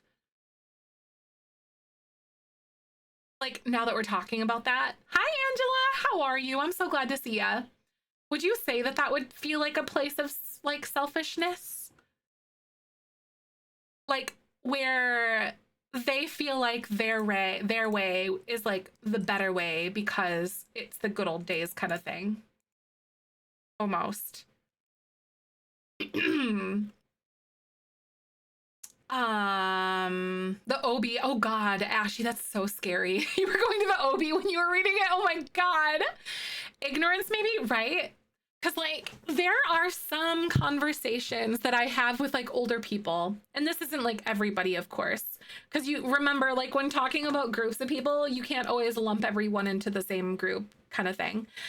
But I feel like maybe it's almost that thing from the people that I've discussed with, like, is that it wasn't that bad for me, so it can't possibly be that bad for you kind of thing, or I don't know.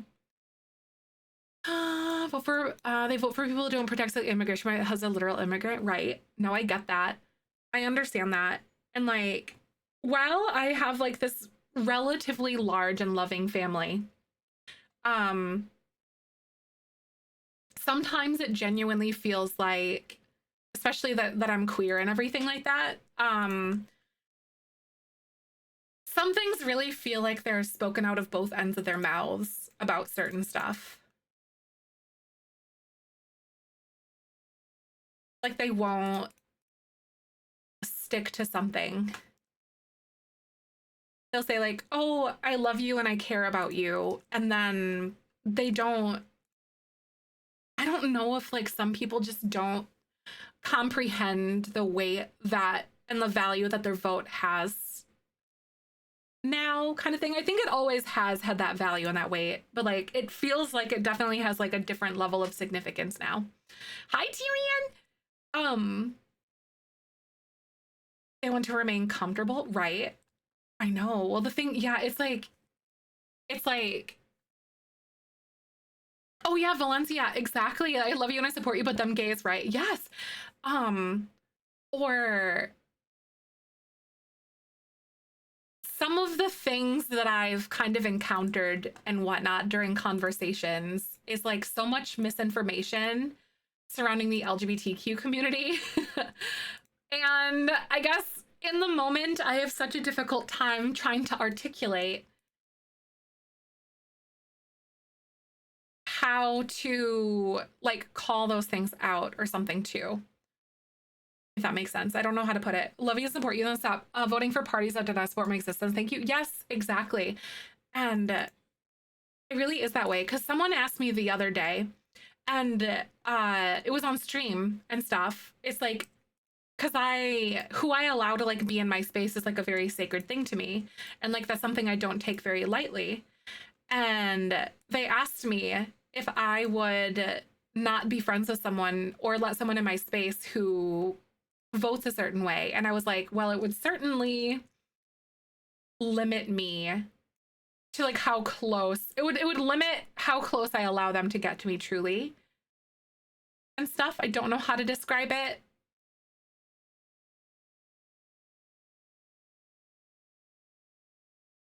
Because that's something that I think is so important to me, especially when it comes to those types of situations. You have good news. What's up, Sunshine? How you doing, by the way? I'm so glad to see you. It feels really weird to say out loud because it feels surreal to limit your exposure or something with somebody because of the way that they vote. But when it comes down to human rights, that is a very firm line that I am drawing with somebody. It's not only protecting me, but it's protecting other people too. So like, but yeah, it's such a tough thing to say. Thank you for the follow, by the way. Welcome on in.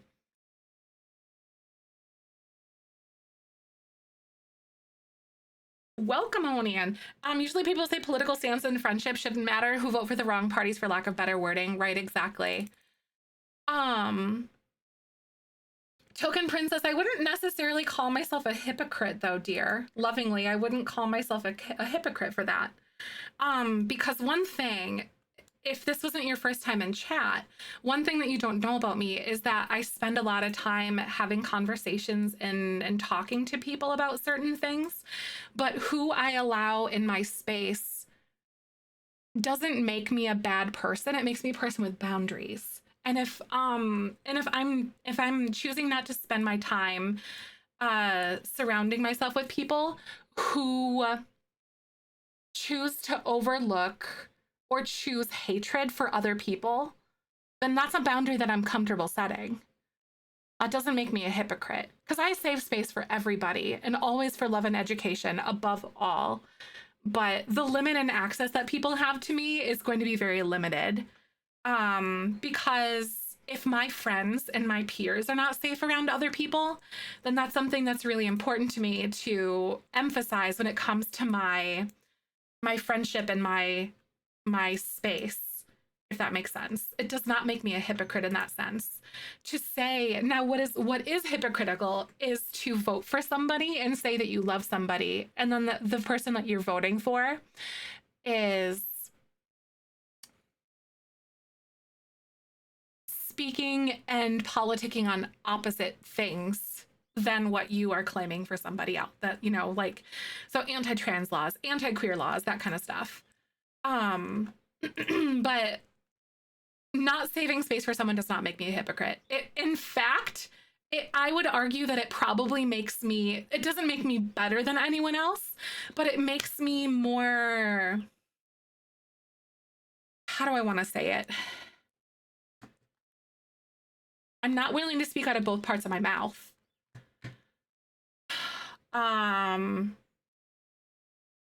Because to understand the weight that someone's vote has is to understand the impact that can have on someone's like literal existence. Because there are people who will unalive themselves, and there are people who will not come out and whatnot because of those things, or who are actually there are people who have been killed because of like rhetoric that is spread by those certain parties and stuff like that. So this is something that I will always be willing to get on a soapbox about, because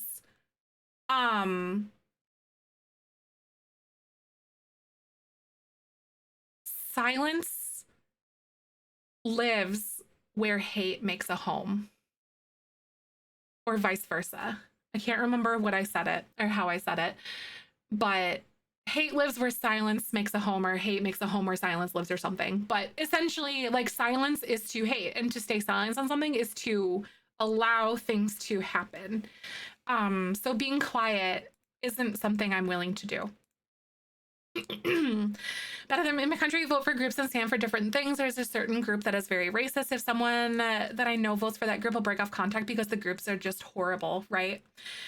That's tough. Hate makes a home where silence lives makes sense to me. Yes, I was like, I said it once, and I'm like, I don't remember what it was, but I was like, dang! I thought it just made sense. Hi, Jody! Made an impact, right? Like, it's very difficult. And like, I do have a bunch of loved ones who are MAGA folks, and who are definitely down a path that I never foresaw them going down whatsoever, because the way that I was brought up was not in a hateful thing. And it's very difficult for me to like wrap my brain around that kind of thing. My dad always said,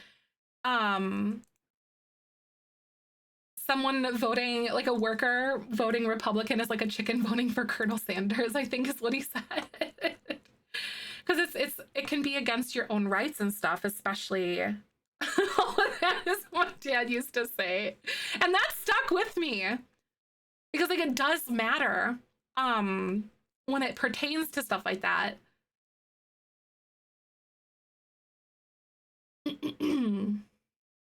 Oh, that is so horrible, Mila. I'm so sorry about that. That is really, really awful. These pillars better stay put, gosh darn it. Thank you for the follow, by the way. Welcome on in. But I hope that that person, you know, I'm comfortable with being called out and disagreed with. That's something that I think is an important thing to be able to like manage and wrestle with and stuff, because to have disagreements is to discuss, and to discuss is to understand, in my opinion. But I hope that that person can kind of understand where that kind of like mentality is coming from. But yeah, I don't agree with all either speaking and supporting. People basically have to pick and choose which party supports most of you agree with. There's no black and white, it's always gray. Can support XYZ from a certain party but not agree 1, 2, 3, if that makes sense. 100%. I don't think more laws is necessary. People need to just be allowed to do what's right for them and leave laws and government out of it. Exactly, especially when it comes to like healthcare or family planning and stuff like that too. It's very important stuff. So stinking critical. Oh, the grays are so similar, you can't even tell the difference. 100%. Those things are so much grayer. And I would also argue, or agree rather, that extremism can exist on either side. And that's a really tough thing to kind of swallow as well, I think. Because to me, human rights aren't extreme, but to other people they are. We are extremists, if that makes sense. For being like pro-choice and stuff like that. I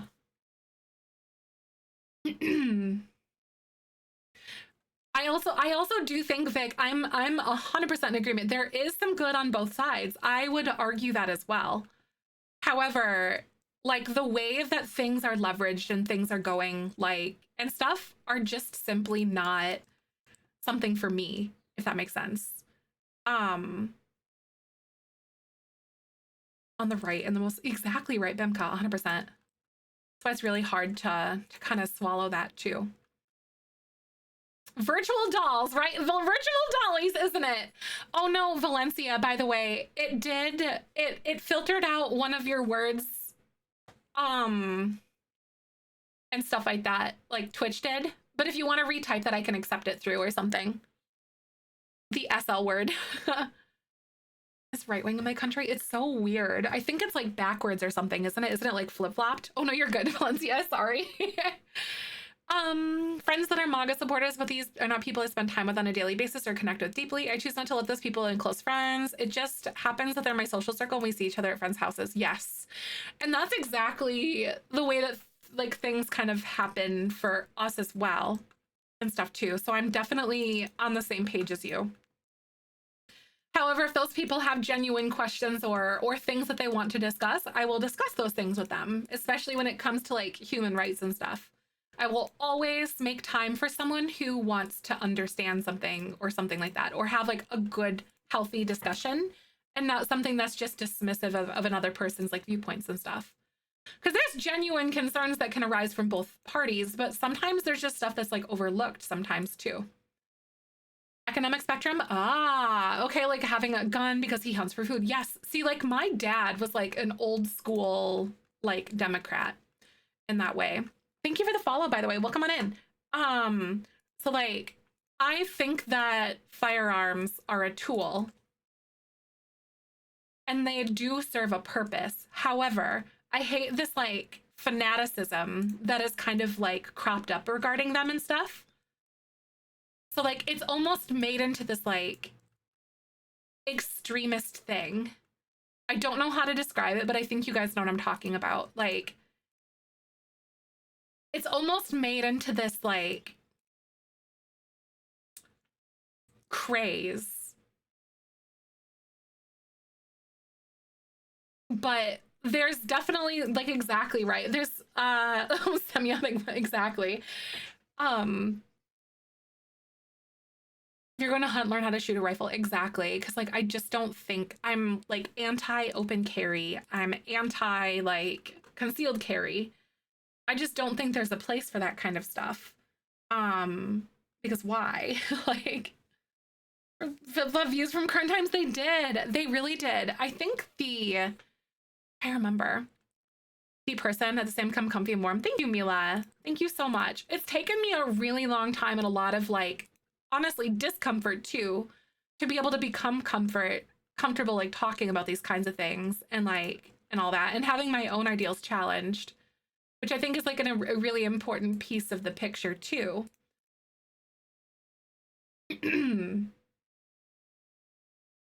I really do. I feel like that's such an important piece of the picture, is to have your own ideals challenged and stuff.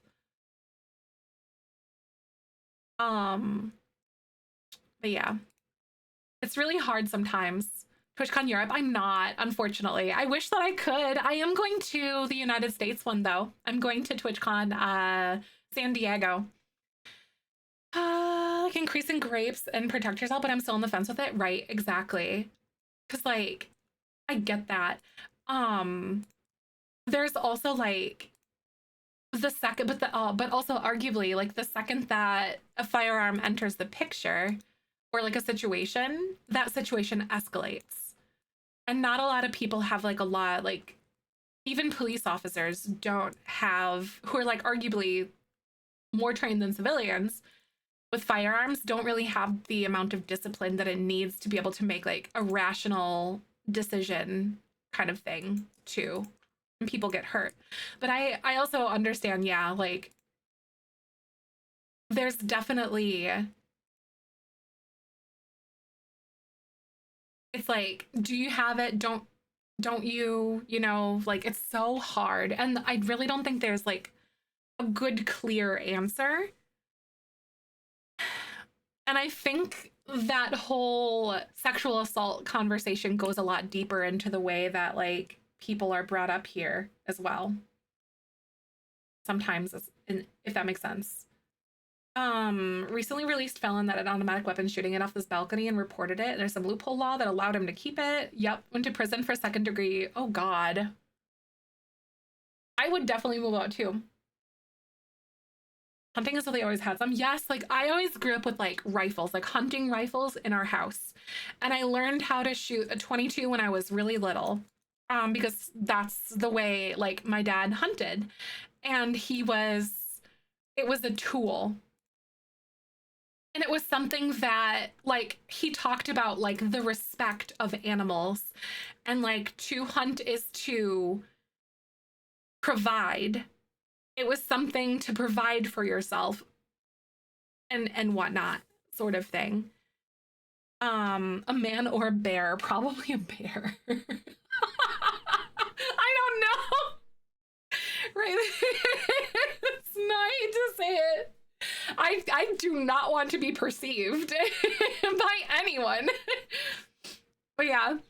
The whole animal to survive, completely understand that. Exactly. Felt it's like I don't want to be perceived. All right, friends, Twitch is going to play ads in a second. I'm going to go ahead and play ads for in just a moment. Thank you so much. They do support me directly, and I will be right back. Roll that beautiful bean footage. I agree. I mentioned the whole Second Amendment rights thing, but we are okay with the current laws in place. Seriously, right?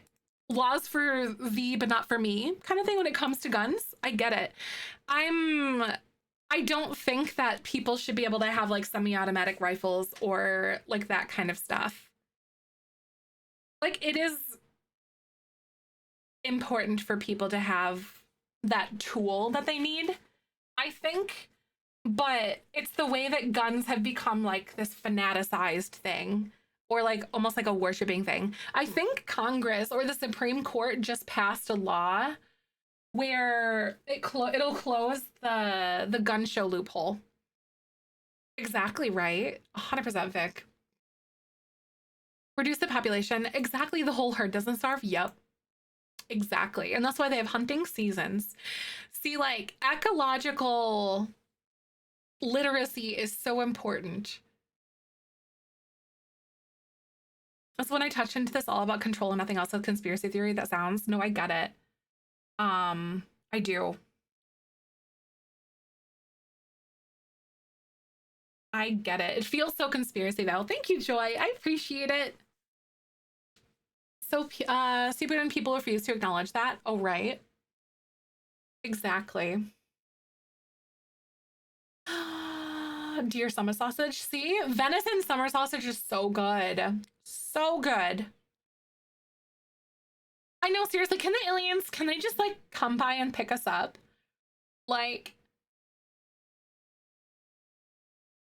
a cabin gift exchange? Wait, that's so fun. A cabin gift exchange? That's exciting, Cassie. Do you want to share what you ended up getting?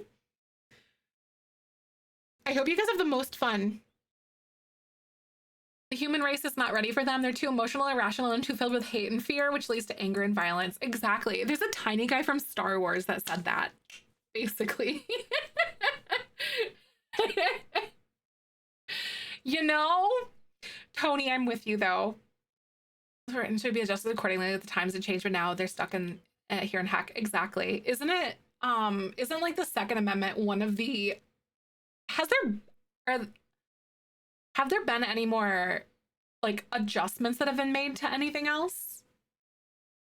Yoda was onto something, literally. Messy cousin, they whisper about. Aw. I feel blessed every day I wasn't brought up in a country with guns. It's definitely, yeah. The Wisconsin that I grew up in was definitely not the Wisconsin that exists today. And there's almost this like mourning that comes with that. Hi, Kyber. Hi. His rant in my, yes, exactly. Whenever I say something like that too, Tony, I'm like, ooh, yeah. And we're back from ads, by the way. This recording is in partnership with the EA Creator Network. Wisconsin, yeah, I grew up in Wisconsin. I did. Southwest Wisconsin. I was born in Oshkosh, but then in like 2000, I was born in 91. In 2000, my family moved to Southwest Wisconsin. That's so fun. I love it. Taylor, we have, oh my God. Thank you for the 35 months. Welcome on in. Appleton area. I was born in Oshkosh. I went to school in Omro and Berlin. This was like in the late 90s though. Thank you so much for 35 months. Welcome on in, Taylor. How are you? Which way does Wisconsin lean? I can never remember. Wisconsin is considered purple. So Wisconsin is a swing state. Wisconsin can go either way. However, like a lot of the rural areas are very Trumper still and stuff like that. Very red. But Wisconsin is a battleground state. We've been thinking about moving back to Alaska because of everything. Oh, right. You're 34. Nice. Yeah, I'm 32. Yes, Wisconsin is one of the ones that you watch in election season. You look red. Exactly. Because remember, land doesn't vote. And that's why voting districts and being anti-gerrymandering is really important, because land doesn't vote. Wisconsin, I think, is one of the most gerrymandered states, if I remember properly. Which means gerrymandering is essentially like drawing voting districts and the way that like votes get distributed and stuff like that in election seasons to be advantageous one way or another. And both parties are definitely guilty of that. Milwaukee, exactly. The Southeast is more liberal. IMO, yes. South Central and Southeast, because that's where like everyone is. Milwaukee and Madison, they're super liberal. Because that's where people are. Madeline, thank you for 18 months. Welcome on in. How you doing today? A whole year and a half already. I cannot believe it. Thank you so much. Liberalists have Dems spend and save. Yes, exactly. Printing the debt is unbelievably out of control. So I'm choosing between the potential survival economy and insane spending, which will in turn destroy the economy. Exactly. It's really hard because I know that some people do lean like, fiscal conservatives. I'm still learning a lot about politics and stuff too. I think, isn't it like fiscal conservative? Born and lived in Madison for a lot. Oh my God, Joni! That's crazy. I lived in Madison for like 10 years. Imagine! Fiscal conservative, right. Each state is known for the political leaning of the world, and that's pretty much it. It's crazy, it is. That's insane, Jody. Madison for 2. Nice. Yeah, I was there from like, oh God. I was there up until 2022. Like spring 2022 is when we moved to where I am now. Ashy, U-turn. Thank you so much. Oh my God, yes, I was there. That's so crazy. I can talk about where I lived. I lived on like just off of Fish Hatch. Is where I lived. I actually have run into community members in the past there too. Yeah, I lived just off of Fish Hatch when I was in my studio, and then we lived on the east side. Hi, Star Dreamer, welcome on in. Like for like 9 months or something. Thank you, Logical, for the 200 biddies, and thank you, Ashy, for the 314 biddies. Star Dreamer, good to see you. Other than the fact that they're red, right? Those names are so Wisconsin. It's so, right? Fish Hatchery Road, and then like just off, like on the east side. But yeah, so that's where I lived. Well, I lived in Fitchburg. Well, technically Madison and all that kind of stuff. But like right on the Fitchburg line. Like half of my apartment building was Fitchburg. And then the other half was like Wisconsin. We were split like down the middle basically in the building that I was in. So that's how close I was. But yeah. It is wild. Yeah, I worked for Quick Trip for like 6 years. And I did the whole PDQ like takeover thing, and I was a hiring leader for them. Are you just me? Right? I think so. Cat Gravy, thank you. Sometimes I get self-conscious about it though. I appreciate it. Your baby on Discord, I love it. The Stardew babies are so adorable. It makes me so happy, Ashy. I think I'm gonna undo all that because I don't like the way this looks. AFSL for Quick Trip during the transition. Oh, that's crazy.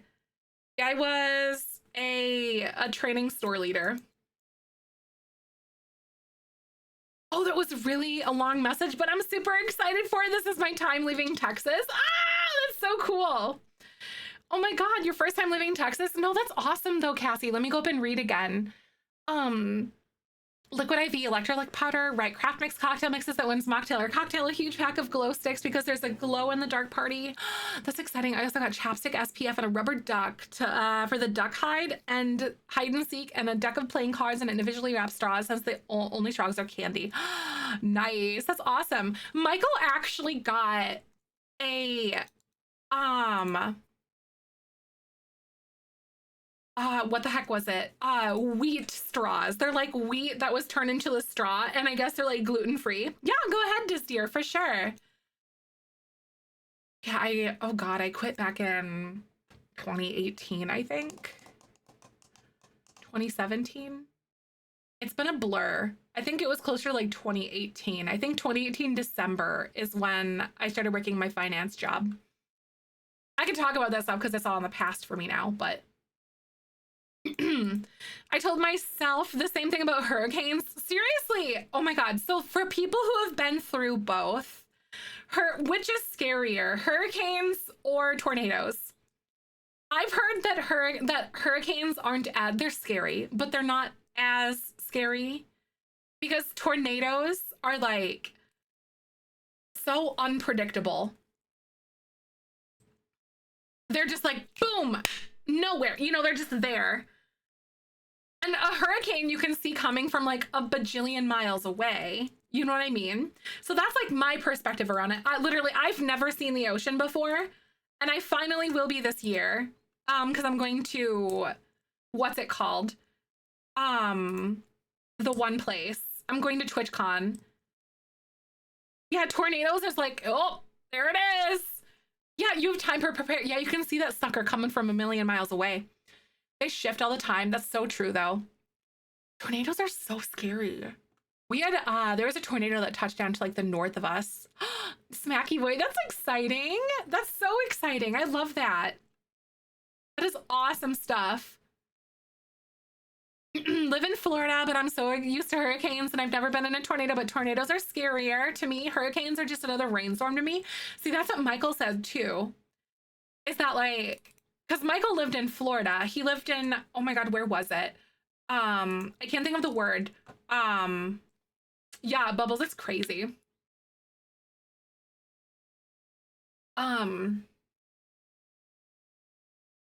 He lived in it was the west coast of Florida, but I don't remember what it was. Also, thank you for the hype train, by the way, you guys. You guys are awesome.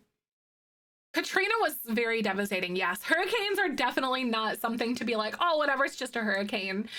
But like, because they can cause so much devastation. Mateo, really? Ah, that's exciting. Because I'm going for TwitchCon, by the way. In case you guys missed it, I will be at San Diego TwitchCon this year. So I'm pretty excited to meet more beanies. I got to meet a lot of people last year, like a lot in Vegas, but I'm really hoping to meet even more people this year.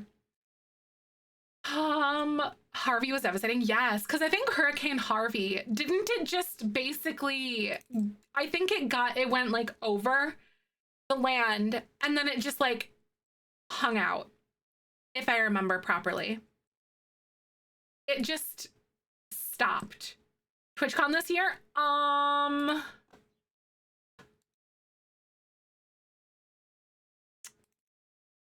It's in September this year. Right, this might be the last year I go for a while because Michael and I are going, I don't know what's going to happen with our parent journey, but yeah. TwitchCon this year is September 20th through the 22nd. So 20th, 21, and 22. Yes. Stalled. Yeah, I just dumped water. That's what Michael was saying. Any communication rain, especially if the storms last more than a day. Oh, absolutely. I would be so nervous about that too. 100%. That is very valid. I would love to see you. Yay! Oh my God, that'd be awesome. I know that like Simsy's going. I think Shell is going. Momo is not going, but I think Emrys is. That is so exciting though. Oh my God. Yeah, no, right, exactly. That's kind of us too. Yeah, this might be my last TwitchCon for like a while though, depending on how things go. We have no idea. I don't know what to do with this landscaping, y'all. IRL Among Us stream. Oh no, imagine. And oh my God, do you guys remember that when Momo and Emrys had like the wedding in game and then they killed us all in game? That was so scary. It was so funny though, but they literally like, they killed us all and we were just sitting ducks basically the whole time. And I felt so bad. It was so funny. But yeah, and then Emrys got married in real life. So it was like they were replaying it all over again. But in real life. And I was like, is something bad about to happen? Jokingly. Like, oh no. I know, right? I know so many people look forward to those streams every single month. I love it. It's so fun. They're such a blast. So good. I wonder when the next one is going to be. I don't think we've started voting on anything, but yeah.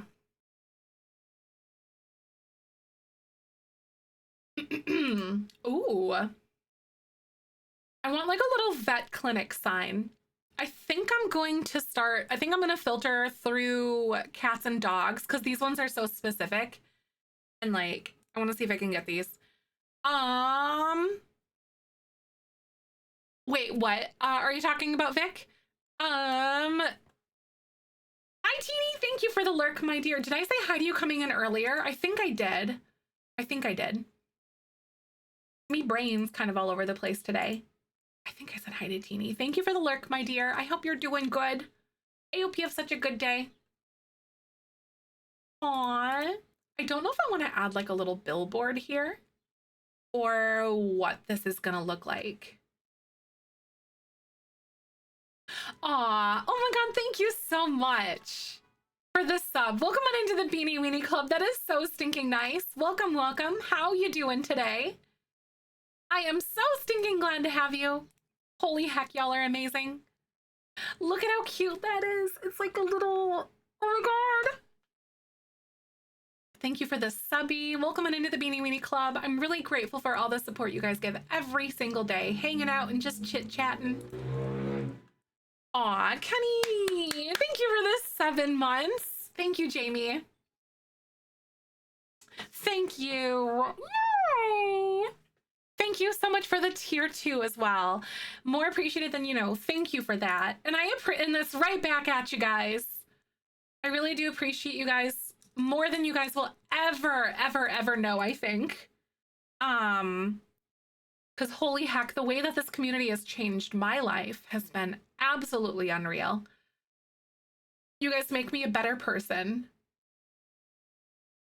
This assumes that it's like a groomer, but there's not a groomer. When did I start streaming? Oh God, probably 2012. I started streaming seriously back in like 2019 though. But I've been streaming to some extent since 2012. TV, oh, since it was getting your water boiling, nice. What are you making tea, by the way? Like, what are you making? What you making? I'm doing pretty good. How are you? I'm so glad to see you, Space. I'm sitting here. We're making a little veterinary clinic. Oh, you made coffee? That's right. That's right. This is awesome. Okay, so I'm gonna go here. I don't know if I want this to be like directly in the middle.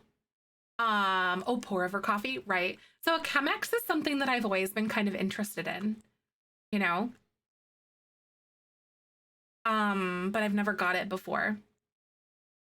Obviously. Like my ex-boyfriend's sister-in-law had one. It's really good, right? I always remember that she always made coffee for us and stuff, so she liked it. It was like her jam. Ooh, okay. I'll be able to like pick a different sign and even different swatches on this one if I want to. Hi, Susie, welcome on in. How you doing today? I'm glad to see ya. My boyfriend thinking that it's even better. Nice. I know that he's making it for you. That's always awesome. Michael does a pretty decent job of making coffee, but I haven't had like my standard coffee at home in a while, like my French press coffee. I don't know what one I want to do. What's this? This is like... Maybe I'll put this somewhere. It's like a dog walking thing. I feel like there's also a big statue that I can use here. Like one of these. Oh, most of them are pour overs. Coffee from different African and European countries. And it's my favorite kind of mail. That is so good though. I really like that. That is awesome. I really do want to get myself some nicer coffee so then maybe I can enjoy hot coffee again, because I've been on like a cold coffee kick for quite some time now. So I just don't know what that's gonna look like. Oh, bad headaches afterwards, really? Yeah, mine's just like, I'm so caffeine sensitive, and hot coffee is just so much different than like cold coffee, I think. It just hits you so much differently. It's weird.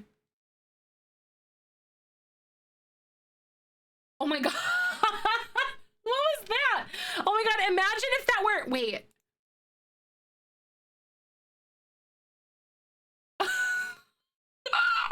Wait, that's so perfect.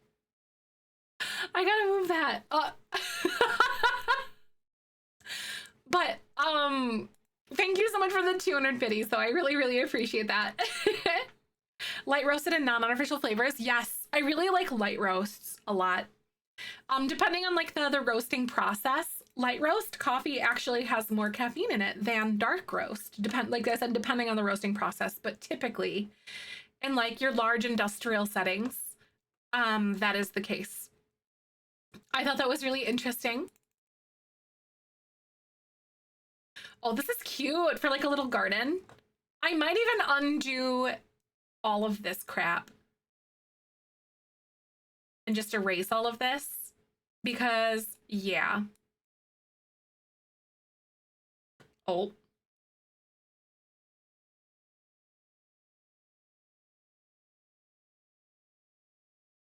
Why is it not?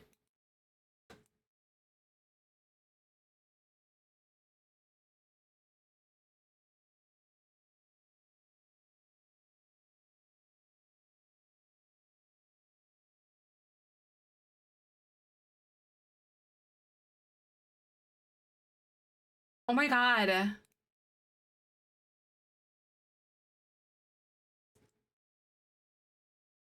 Why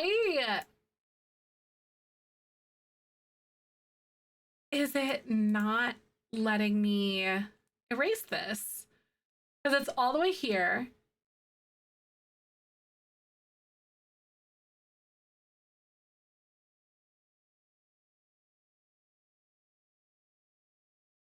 Y'all seeing that? Because it's supposed to. That's really weird. Anyway, Twitch is going to play ads in like 10 seconds. I'm going to go ahead and take a quick pause, you guys. I'll be back in a few. Thank you for hanging, and I'll be right back. So ads do support me directly, by the way. Thanks for chilling, and I'll see you in a few. Roll that beautiful bean Sick with a footage. nasty cold. Aw, I'm so sorry. Sneezing, coughing, etc. Even got a bad earache. Luckily I got a yummy batch of chicken strips cooking in my air fryer. That sounds so good. Oh, some buttery, steam cooked broccoli. Ooh, so delicious. I love a good broccoli. Like, I love a good steamed broccoli so much. So we're gonna delve off on this ad break. We're gonna delve off onto this right here. Look at this is the puppy, by the way, in case you guys missed it. This is Babu. We also had some Kyber snuggle pictures from yesterday. Got some good photos of all the animals in here. Oh my God, look at the baby. I know sauteed broccoli is so good. I love like roasted vegetables or like steamed vegetables. How freaking adorable. Raya with the babies. The tongue. Old puppers are like so stinking cute. So is it... Where was it that you posted that? Was it under memes and photos, I assume, Ashy? Or, oh, it was probably other games, wasn't it? Here we go. You guys are literally going so crazy. Oh, wow. Morbid won the lottery in freaking in Stardew Valley. Grilled veggies? Oh, yeah. Oh, yeah. Apparently, like, oh my God, look at the baby. Seamus, I love that. That's really cute. The goats being crazy this morning. I love that. The little goaties, the little babies. I know Kyber was actually being really sweet with me yesterday, though. He was pretty much been glued to my side. Just snuggling. Got a little toe bean action. I love the babies. Grilled pizza is apparently something that you can do. You can like get a frozen pizza and put it on the grill. You can hear me telling me watching Zap. I love it. It's so cute. Oh, Milo isn't sure about this Monday thing. I agree with Milo so much. Or Bonnie. Bonnie is correct. I love animals. This is Boots and Mew. These are Nerds cats. We do it camping. That sounds really good, actually. I've never done anything like that before. We usually stick to like standard things. Give these cats it on like they're on crack, right? Seriously. I don't know how we got so stinking lucky with Kyber and Ahsoka. I've gotten lucky with like the majority of my cats. I did have one cat in my life. His name was Arnold. He was with my a black cat that we got with my ex-boyfriend. And he was like such a drama king. Mini ones and the kids love it. We have even done them over an open fire. Ooh, that's good, especially if you get like, if you're at a campsite where you either have like a little teepee thingy, the tripod thingy with the grill, or if you're at a campsite that does already have one of those. This is so weird.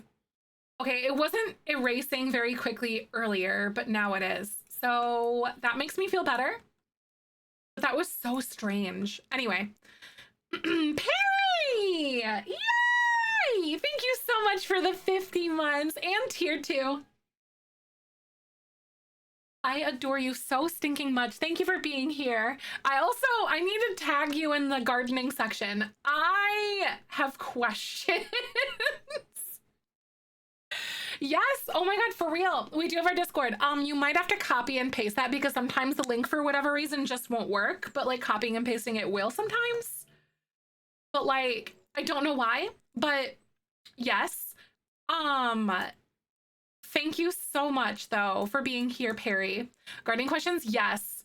Planting your garden? Yes. I went out and I purchased a lot of plants over the weekend, like on Sunday and stuff, because that is my coping mechanism right now. And then I also missed the mark on pruning some perennials that I have. Oh no, I don't garden personally. I'm very gardening friendly and very like familiar with gardening like that, but it's literal like plants gardening in real life. I have a sage plant that's dying, and my first plant I thought I picked an easy one. Oh man, darn it, right, Jules? I know, because I have like butterfly pin cushions that I got last year, as well as some avens that I planted alongside my house, and then they didn't shrivel up in the wintertime at all. They stayed green, and I didn't prune them, and they're already growing because it's been warm like abnormally early here. And I was like, ooh, should I just like trim back some of last year's growth? Because they're kind of like crunchy on the edges. But I'm like, oh no, sage should be easy, just don't overwater. Really? Aw. Does it have like, I wonder if it has like the right drainage or something. Because if it doesn't have the right drainage, then maybe every like 3 or 4 days, oops, maybe that's it. See, the thing that I've learned about gardening is that sometimes you have sacrificial plants that you have to like learn on. And, you know, unfortunately, there are plants that are gonna die, are already too with weather. Yes, I know. So like I missed the mark on some of them. I think later, if it's not raining, I'll probably buzz out there. But I ended up getting some wallflowers. I ended up picking up some more, what are they called? I can't think of what they're called. The flowers that vine. I know that's really vague. You mentioned them to me last year. What are they called? You can butt rot. Oh my God. Yes, I've said so many of those plants, right? Gerbera daisies never came back the first year, so I have to dig them up, right? Clematis, yes, clematis, thank you. I got 4 clematis and some trellises up front in my house this year. Because the squirrels kept getting to my ones in my backyard last year, so those died. The moneywort somehow came back, even though that's an annual where I live, which is really weird, but my moneywort came back in those planters. But I have a bunch of petunias, a bunch of pansies that I'm gonna be planting. I have some daisies that I picked up. I have some more moneywort that I'm gonna do from like hanging baskets on my porch, with moneywort and like pansies on my hanging basket, so it'll be really pretty. And then I have some pots that I picked up. I picked up some really big like pots for like $10 a piece. I found them in like a clearance section and I was so excited. So I'm picking those up. And then yeah, be my gardening buddy. Oh my God, I'd love it. I know my mom likes to garden and stuff like that, but she lives like 3.5 hours away, 2.5 hours.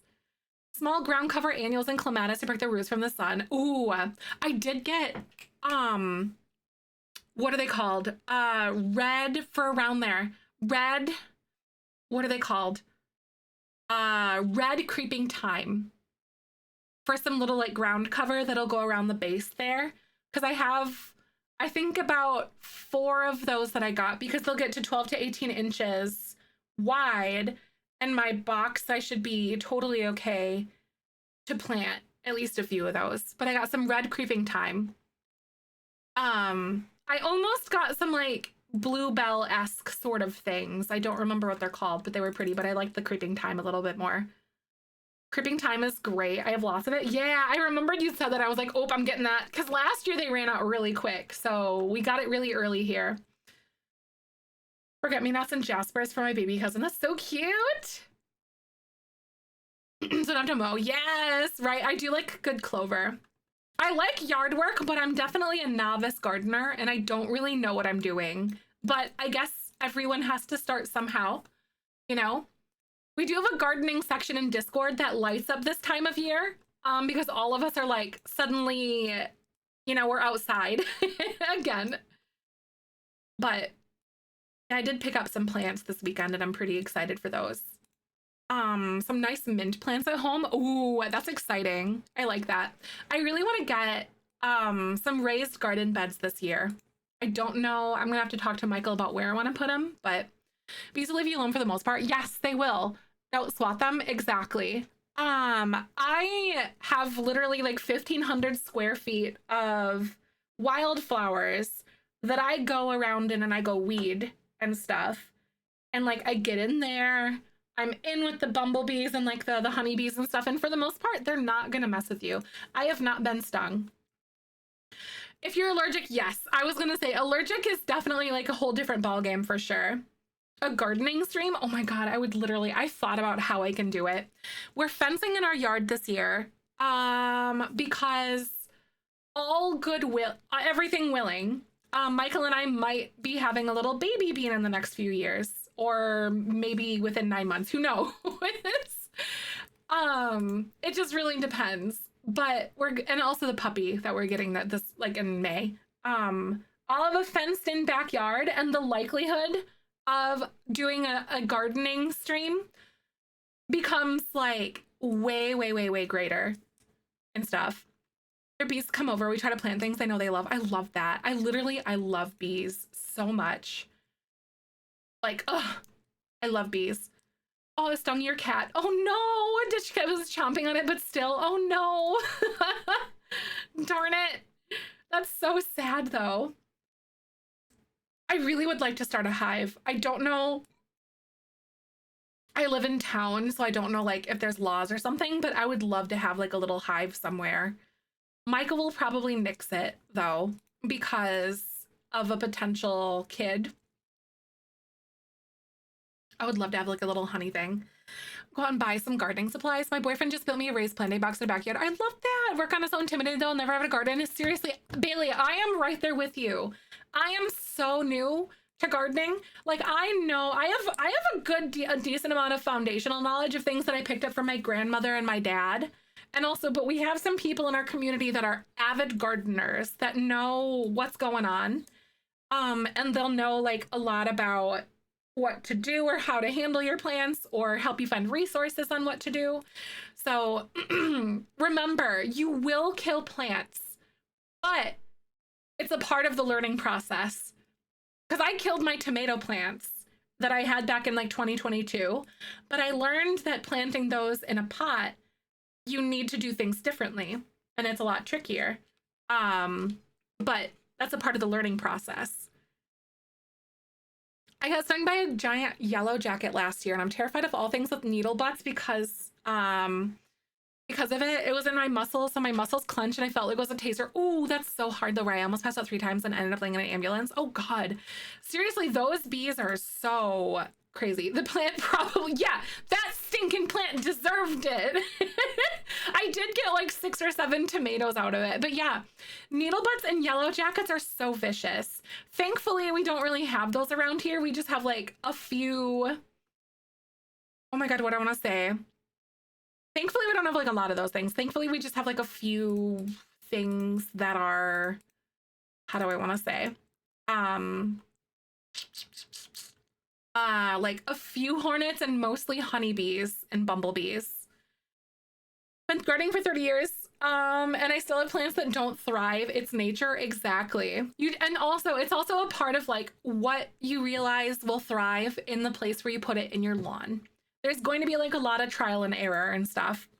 Wasps are menaces. Wasps are still pollinators though, which actually still like offends me deeply. Because like, how are you so mean? Why are you so mean? I touched the needle butt. It's giving Nemo a little bit. I touched the butt. Wasps are great for the garden. Actually, fun fact, I really want to plant some like a nighttime section of my garden because fun fact, moths are actually more effective pollinators than bees. I learned that, and like butterflies and stuff. Yes, moths. I learned this very recently. Wasps are literal jerks. They've got like this vendetta against you, and for God knows why, you know? Didn't was there. Oh my God, that's so scary. Oh my God, we were disc golfing in the park last summer, and there's these bugs. They're called cicada killers, and they're like this long, and they're big, and apparently they're relatively docile.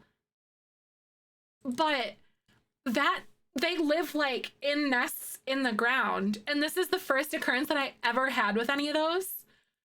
And I wanted to die because I was so scared, and we were disc golfing and it was just kind of like floating around, and I was like, no, Michael, I'm gonna die. I thought it was like one of those like Asian killer hornets or whatever, but no, it's the cicada wasp. A cicada killer is what they call them. And I was so scared. Like, my life flashed before my eyes. Moths freak you out. I know, Vic, they do freak me out. I think it's because they go and they go everywhere, and they're more unpredictable, you know? Yes, if you unalive pests, I can also unalive healthful bugs. Yep, it's a really hard thing. Yes, Lexus, we're slandering wasps. I found some ground wasps on accident last year, and I was mortified. And I hated everything about it. I was so scared. Luna moths are gigantic. I remember that I did come across a Luna moth at one point when I was younger. And my dad was like, oh, that's so cool. And my dad had like a bug collection going. And we'd go out and like catch bugs and stuff. Oh, Luna moths are so pretty. But yeah, I want to have like a nighttime garden.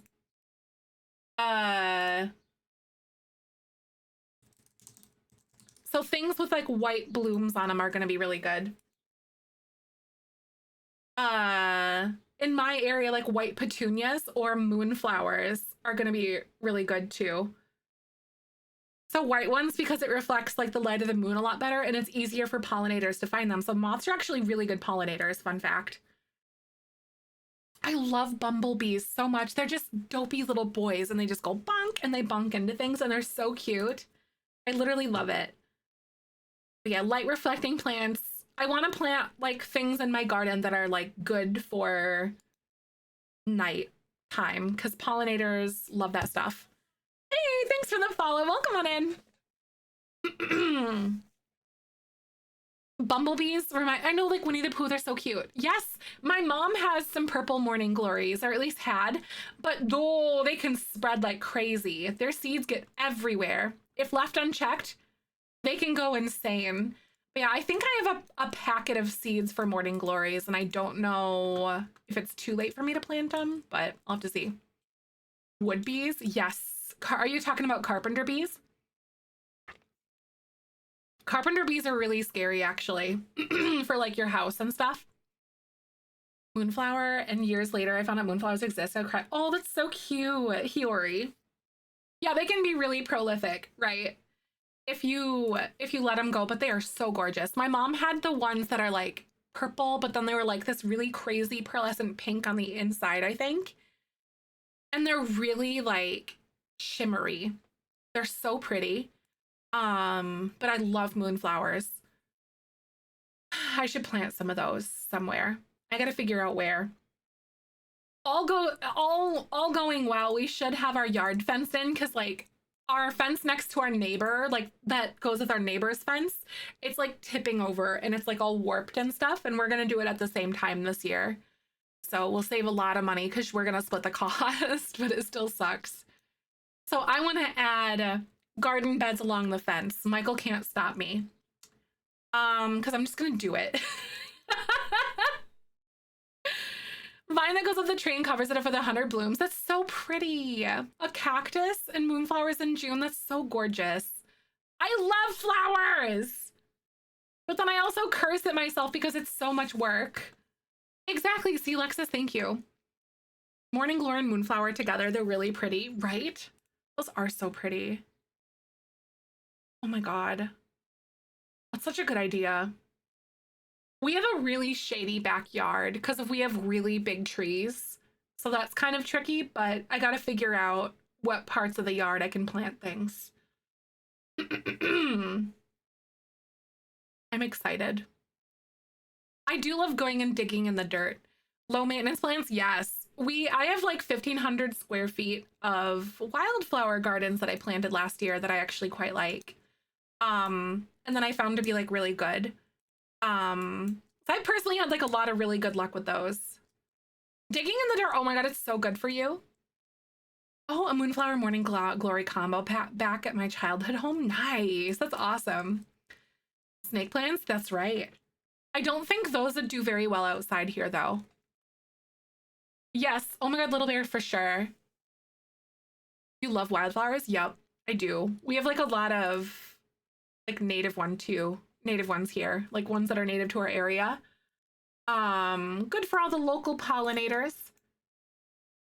I did have to like fill in more seed and stuff. We do have some more coming up, but that was the first year, so I gotta keep working with them to get them established and stuff, I think. But it's still off to like a really good start, even though it's a little bit patchy at the moment.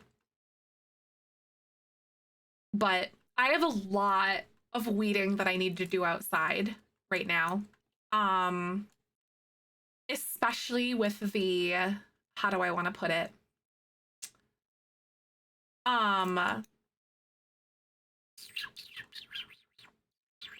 our mulchy areas.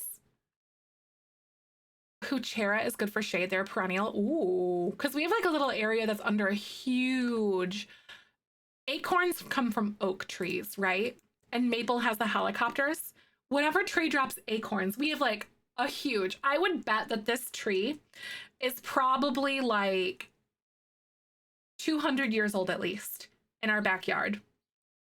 It's huge. Which also kind of scares me when it comes to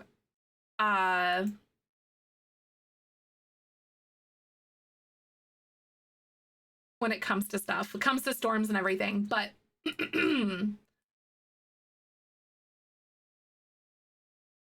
I'm very excited to see what I can plant under there. I thought about doing ferns, but I don't know if that's the vibe that I want to go with yet. Come across a video about chaos gardening. That's what I did. Isn't chaos gardening where you literally just go like, shoo, there's seeds everywhere then? Or something, if I remember. It's kind of muddy and poopy here right now, so I don't know if I'll be able to go out and do a lot today. But I'll do that before I start working on some other stream stuff, get a little fresh air to help my mental health. A ton of seeds? Yeah, you literally just like throw them and like just cover it with a little mulch or soil. Yep. Just like a little bit of topsoil, just sprinkle it over. Sometimes, yeah. And then just see what it takes and see, cover it and then just let it go. I literally have like 3 bags of like wildflower seeds. They're huge. It's ADHD gardening. I like it. Yep, that's it. That's what you got. That's so funny though. But you are not incorrect though, Vic. It literally is ADHD gardening. Just throw it down and hope for the best. See, that's kind of nice though. I like that. Ooh. I know what I'm gonna do.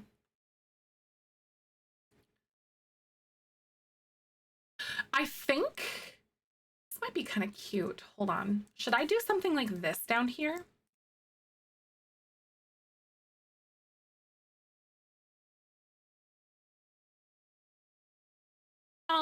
Free to join. Hi, Goob. I hope you're doing good. Good to see ya. Welcome on in. I'm so glad to see ya.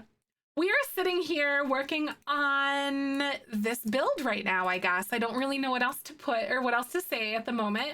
I'm sitting here working on the,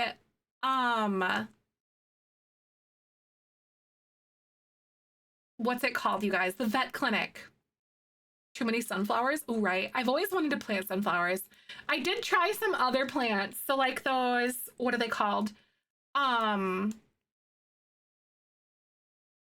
There's some other plants that I tried to get this year. Wallflowers. They're really yellow and they smell so fragrant.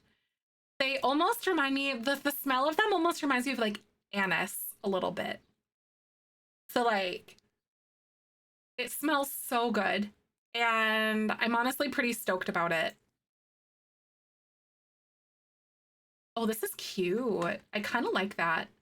I am gonna go like this though.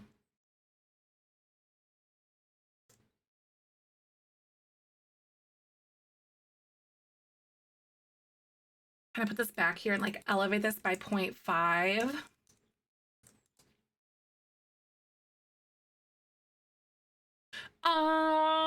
Can't do fragrant flowers. I'm smell sensitive. Aw. Right. No, I get that. These ones, I literally like caught a whiff and I was like, oh, I need these.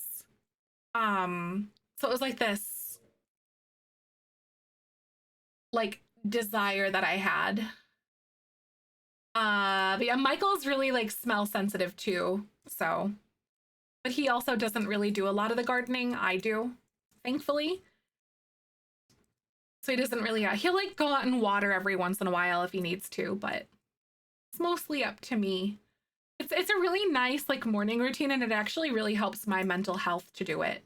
So, to like force myself to get outside. Otherwise I really won't get outside all that much. Polka dot plants are mostly green with pink and maroon speckles, not flowering. Ooh, no, that's good. Yeah. I especially like having plants such as, what is it called? Petunias. Because they're really cute. And you also need to like deadhead them. So again, it also forces me to kind of get out and like do it. And like get out into the garden and go putz around in the yard for a little bit in the morning, every morning. Which is really nice.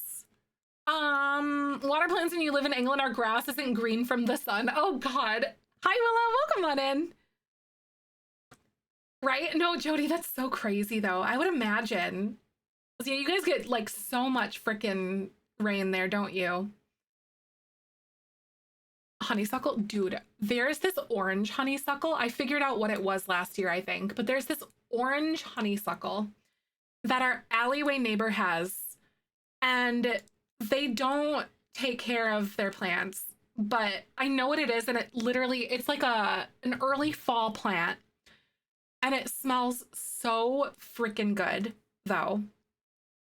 But I love it. It smells amazing. It's like orange honeysuckle. Hello?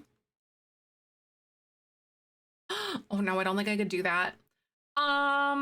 Succulent garden, do some flowers, but there are hundreds of lovely succulents that are wild to look at. Yeah, there's ones that are really nice to plant, like Michael's mom. I think they're like hens and chicks or something. But Michael's mom has some cute succulents that are like Frost Zone hardy here too. Single daffodil right next to my front steps. Oh my god, a daffodil in the middle of my little yard, the opposite of the stairs. I love that. I love daffodils. I don't think I can plant them yet. But I really want to get tulips and daffodils, like a lot of them, because I love those early pollinator flowers, those early arrival ones. Newest addition to my string of dolphins. That's so cute, VJ. I love it. Let me actually post this photo that I found. Ooh, Huchera. Okay, I've seen those before. Those are so pretty. That's like a hostas pretty sister. Because I don't really care for hostas that much. But like, that's like a hostas pretty sister. These are so cute. I wanted these. I had like cute aggression with these. They're little tiny like trumpet daffodils. I love tulips. They're one of my favorite flowers.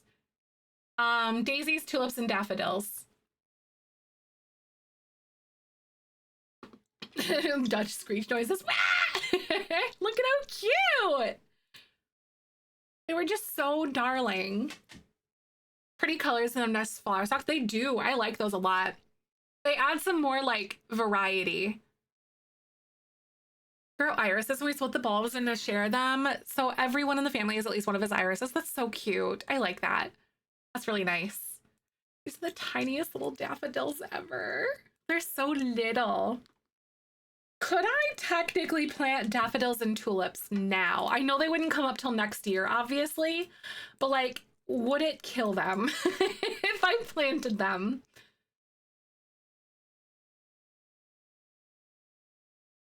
Don't do it. Okay, that's what I thought, because the bulbs might not be in good shape because they need that deep freeze. Plant in fall. Okay, that's what I thought. Because I know there's garden centers that are selling plants that aren't good for this time of year. And I'm like, ooh, that's sleazy. My favorite flowers are wild roses. They start blooming in June here. That's awesome. I love that. Daffodils do come back every year, yes. But you have to plant their bulbs in the fall because they need that deep freeze so they can come up in the spring then. Something to make sure pet safe plants daffodils are poisonous. Could be wrong though. Yes. Yep. I think that daffodils and lilies are poisonous, but so long as they don't come into contact with your animals, you should be good. Lily pollen is something that is extremely toxic, and I won't plant anything lily related in my lawn at all because of that, because the pollen could come in on you. Food gardens. I really want to do a food garden. My parents were they don't, like, my mom doesn't really do it nowadays, but like my parents were what today you would consider homesteaders. So I constantly grew up having like tomatoes and cucumbers and peppers and all sorts of stuff. And all that. And so I really want to get some plants this year. And I really want to have like a sauce and salsa garden really bad. So like have like just a few to start off with, like maybe some tomatoes again and maybe some peppers and whatnot. I won't grow garlic and onions because I can just get those pretty decently at the store, but I know that some people do grow those.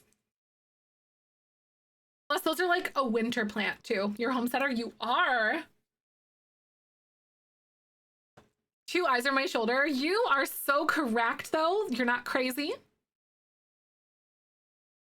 It's Richard. Ooh, strawberry plants. Yeah, strawberry plants would be awesome. One day I really want to have like a what the heck is it called? One day I really want to have like a grape or like a raspberry bush kind of thing. But that would be something that I would plant for our forever home because we won't be in this house forever. Because those take several years to be able to become fruitful though. Yes, yeah, you can flash freeze whole tomatoes when you use them. It's easier for them to be peeled. It is. If you don't want to like steam shock them, you can do that. My daughter is strawberry kit and I'm excited to grow them. That's exciting. I do love strawberries. I really want to, I don't know if I'll be able to do it this year. Maybe I will. But I really want to put in those raised planter beds. But that would be something that, because we're getting a fence put in this year, because like the one between one of our neighbors' houses is like falling apart. So we really need to assess it this year. It's like a good stiff breeze and that sucker's gone. Asparagus. Oh, that'd be nice. That would be really cute though. Planting that asparagus. Tomatoes growing in my garden is probably one of the things I miss from my childhood. I don't like tomatoes, but I just like growing stuff. That is very understandable too. Tomatoes, there's nothing like a good vine ripened tomato. Maybe I could try to grow some, right? You never know. 2-year minimum project, right? And asparagus, when you grow it, it almost looks like you're trying to prank someone. Like it looks like a weird Fey trap thing. It's really weird. Because like, have you guys ever seen literal asparagus like growing before? It looks fake. Like it's trying to trick you. It is about to be asparagus season. Yes, it is.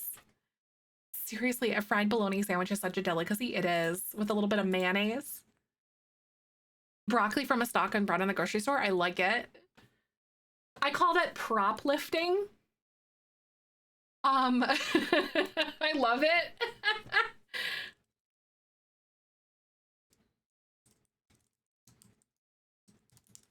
So like, asparagus looks fake when you're trying to grow it. It literally just grows just like this, like someone stuck it in the ground. And I think it looks so funny. It's like, it looks like someone's trying to prank you that that's how asparagus grows to me.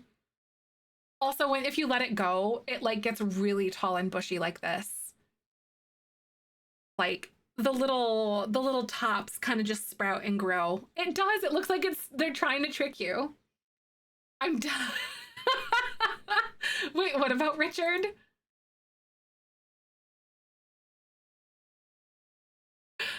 Yeah, you have to let it go like this for a few years before you really get some asparagus. A Barbie asparagus when it's growing, right? That's asparagus though.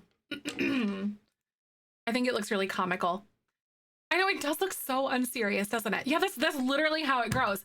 I went over to my mom's house, like my parents' house a few years ago. Yeah, pineapples growing is really weird. They're like on bushes and stuff, I think. Which is very weird. But like, I went over to my mom's house and this is the type of thing that my mom would do. They'd be like, yeah, go pick me some asparagus. And it literally looked like she just like stuck it right in the ground. I thought she was messing with me. Hi, Isa. Welcome on in. How you doing today? It does look very alien. I am with you. How does this look, you guys, with this little back area? This is the vet clinic. Thank you. I've been struggling so freaking much at this.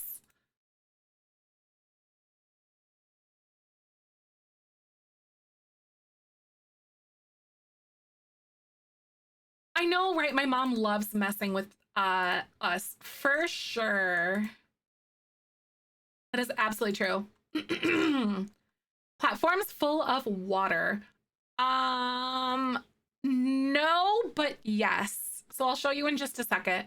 So you actually have to use the fountain tool to do it. Yes, the kids are coming tomorrow. Aren't you excited? I'm so excited to check them out. So you have to use the fountain. So you have to go to the fountain tool and then you draw like your little fountain. And then if you click it and then go like this, see, it's not even really like a foundation or like a platform though. So like, you can build platforms around it though, I think. God.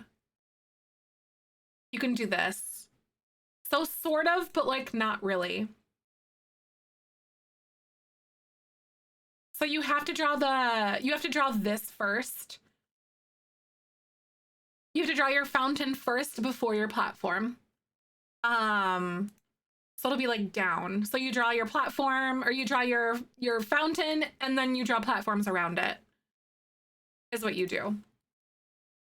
And then obviously you can like fix it and whatever else, but that's how you do that. You can't draw the platform. You can't draw pools in platforms. You can only build platforms around pools. It gets really weird. The mom chasing the brother with a grasshopper in her hand once. Oh my God. My dad used to like creep his sisters out. My dad was the youngest of 5, and he has 2 older sisters and 2 older brothers. And he would put June bugs on his tongue and then chase his sisters. My dad, when he was a kid. What a dork. Is anyone excited for cicada season though? It's my dad. It was like, he said he would like feel his brain vibrate basically because of how loud June bugs are in their mouth.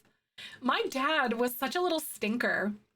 It is very much so youngest child behavior. Like there's a lot of things that my dad did that was youngest child behavior for sure.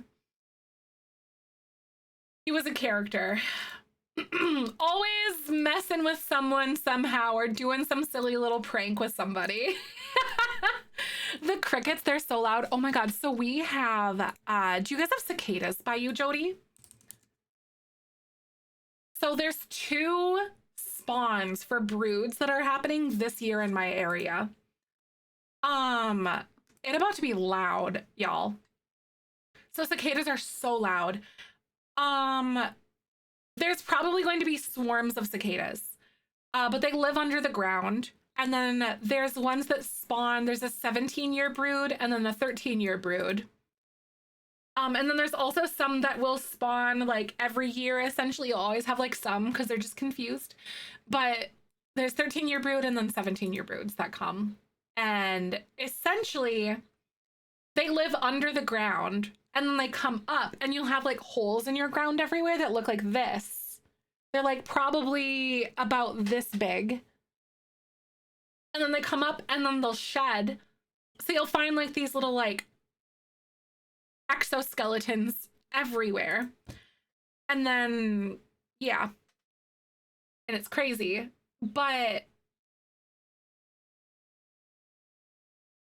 counties where other cicada broods are found are like in gray here, but I live like right here. So it's going to be really interesting. We're really close to that line. Yeah, my dad loved collecting them too. They're really cool. They're interesting. They just buzz. I know they're so loud. Like these are going to be really, really, really loud because we're supposed to get all of those all at the same time. The most dense, right? I know. It's crazy. It might get really loud by you. The poodle bush. Yes, I know, right? I don't know exactly where I want it, but I needed to have it here at some point somewhere. A frog in a closet. Oh no, not the frog. Oh my God. Does anyone remember like the rumors that our parents made up that like if a frog peed on you, you'd get warts? Did anyone else's parents do that to them? Like, yeah, okay. Yeah, no, like our parents would lie to us and say that like if you held a frog and it peed on you, we would get warts. I think they just didn't want to try to like, it's not true, no. And like the way that I understand that people like, I just don't feel like reasoning with this tiny like dictator of a toddler. Seriously, there's so many gaslighters. Seriously, Jules, right? Like, but one thing that I hope to God that I'm going to be cognizant of when I have a kid is that I'm not going to lie to them about really silly stuff. I say that now, but we'll check in with me after we have a kid. Check in with me later, you guys, because I don't know. But like, I'm going to try my best to not do that with my kids, to instill unnecessary fear about like getting pulled over in your vehicle if you have your dome light on. We'll see if I can do it though. We'll see. It was adult, it was an elite. Yeah, seriously. Like, Why do people have anxiety? Well, you see.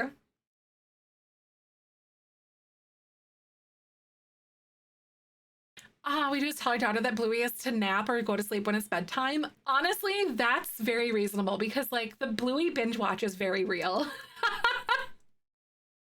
That's really funny though, Vic, that y'all have to like tell your kid that like Bluey has to go for like go take a nap and stuff for her to get stop watching. But I love Bluey, so I'm such a game. I'm game for that.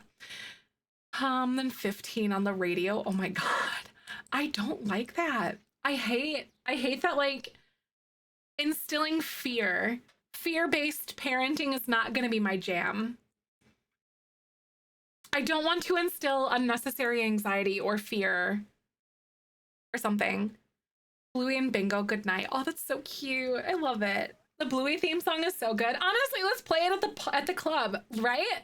There was a TikTok that I saw where they played the Blue's Clues theme song at the club. It was like a remix that someone made.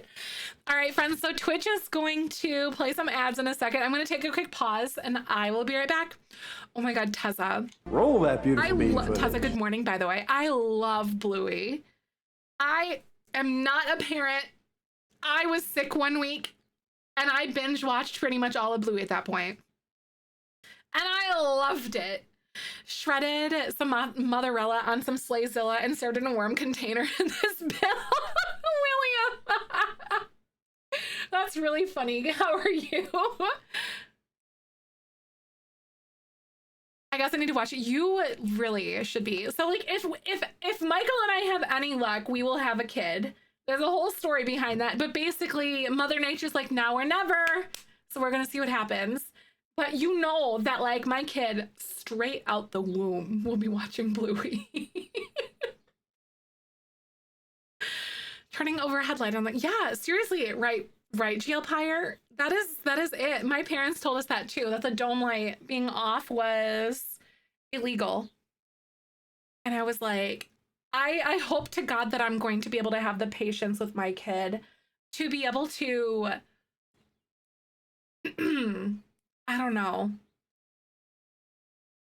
explain with reason instead of with a mentality of like, because I said so sort of thing. That's what I'm hoping to do, at least like the majority of the time. I'm not going to say I'm going to be perfect because obviously that crap is hard. But yeah, Bluey. Oh my God, Ashley would love Bluey. Cheesy and has a good story. I don't care. It's not like super cheesy, but it normalizes struggles and like hardships that adults have, but makes it approachable to like kids. And also it's healed pieces of me as an adult. It healed like my like inner child and stuff like that, if that makes sense. Like it's been so amazing. And if you have the chance to watch Bluey, I genuinely think that you should give it a try. It approaches really heavy topics. For instance, there was Chili, so like the mom, her sister has some fertility things and it approaches that conversation and stuff. And there's like a whole new thing coming out in the new season with like a whole development point with her. And that's exciting. Explain why. Yes, right. Miscarriages because I will cry. Yes, I know, I get it, Blue. I really understand that. So I was talking with our moderators, by the way, you guys, and I know there's some things that I will probably keep closer to the chest, probably. I don't know. I don't know where I'm feeling on it yet. Oh no. Still on Bluey. No, you're good. You're good. Honestly, I will always talk about Bluey. So with all of the journey that Michael and I are about to like embark on and stuff like that, with a myriad of potential complications and stuff, is that something that you guys would like an opt-in channel for in Discord? So like a channel that you can opt in to follow if you want to. So it'll allow, like, because I'm such a transparent person and I'm still trying to feel out exactly how I want to go about it, but also like stuff is scary. Like, and also like kind of a space for people to just kind of share and like acknowledge those things that kind of come along with that too. And that's a lot of what we do in Discord too. Right. Exactly. If I decide to, right. Like, I'm thinking about making it like a channel that is easily avoidable for people. On purpose as well. Like in Discord, if they need to go to like the support group channel, then there's like a space where they can feel safe and free of those sorts of conversations if they need to. Because I'm like, while I'm also going through my things, I'm also trying to be like really cognizant of the impact that it'll have on other people too. Right? Like, because I also, in addition to that, like, I do know quite a bit of things about fertility and like, so cycle tracking and all that kind of stuff, but I also am learning a lot too at the same time.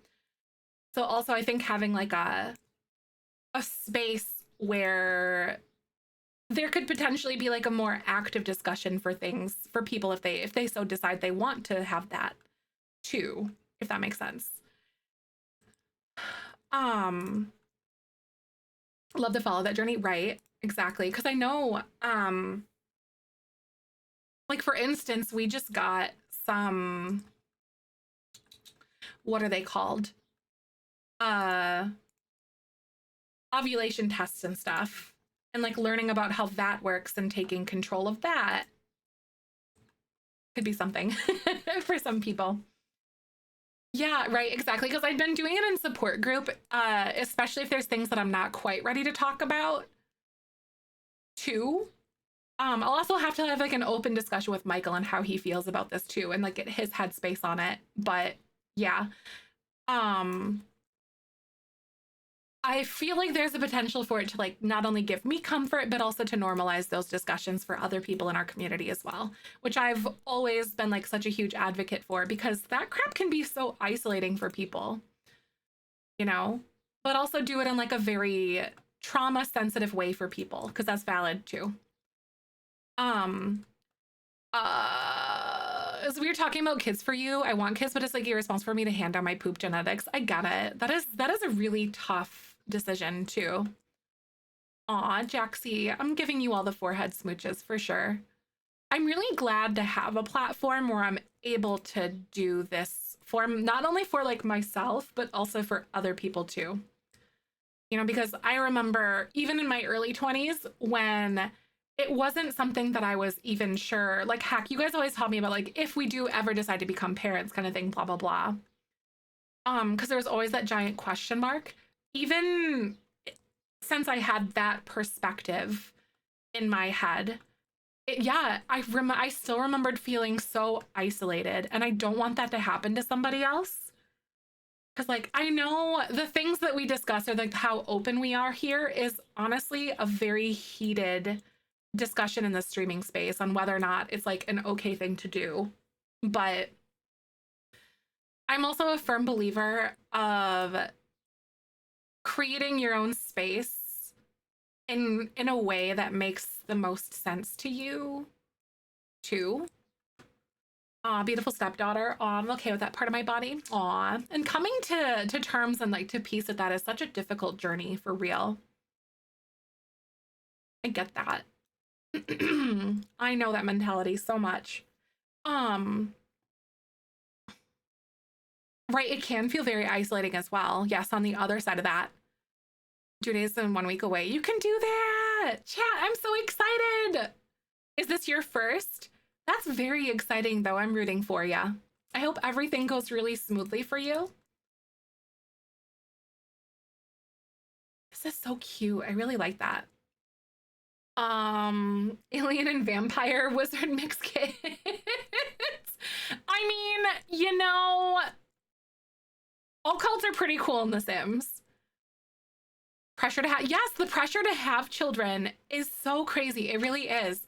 And I also hate that too. Like, I really, really hate the fact that there's so much pressure, because that's a really big deal to have a kid and to bring a baby into this world and stuff. It's a huge, huge responsibility.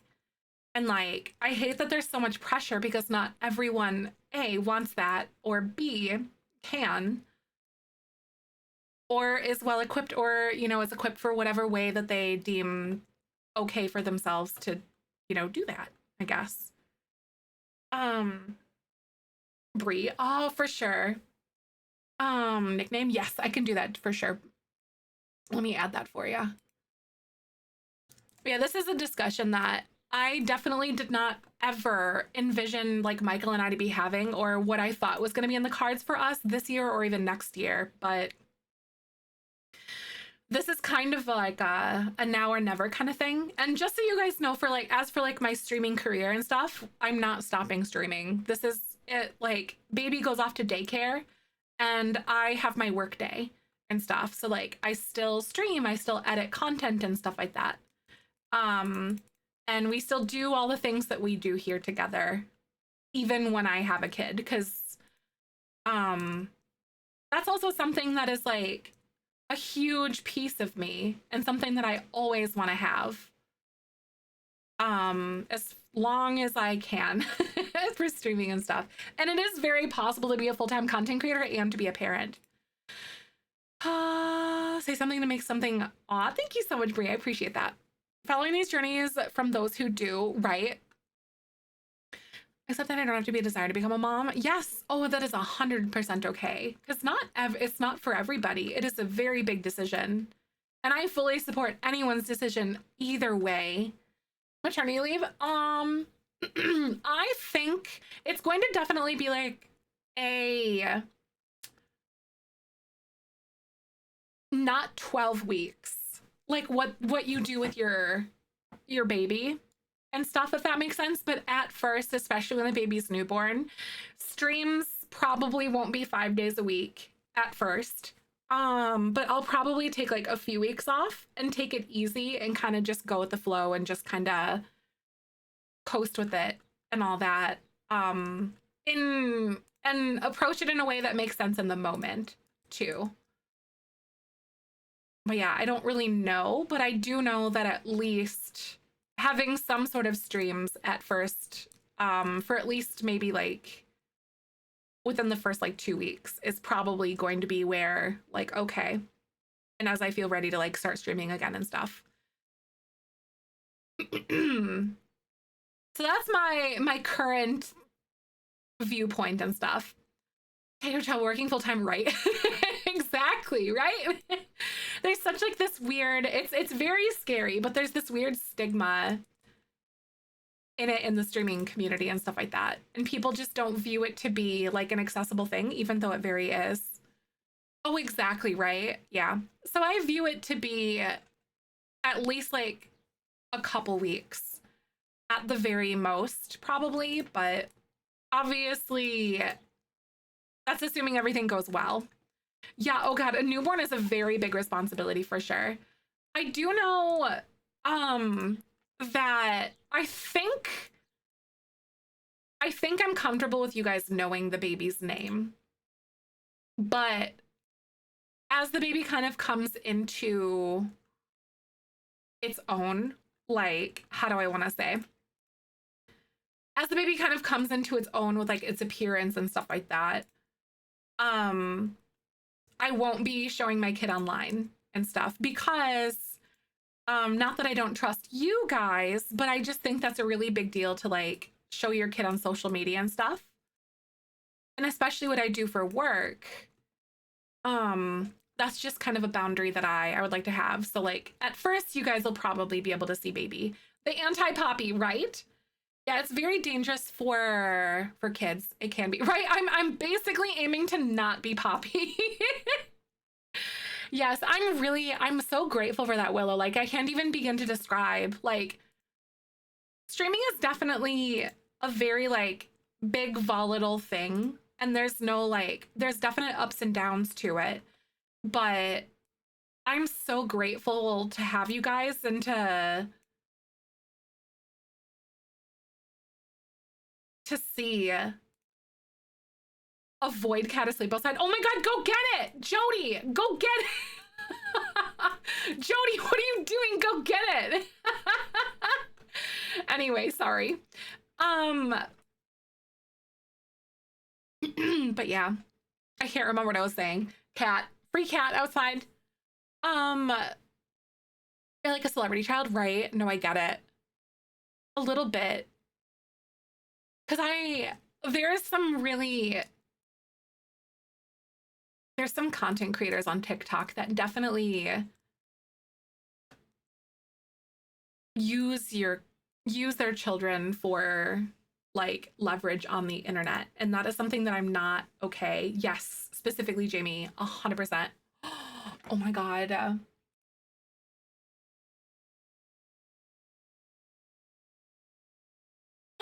The baby. The baby.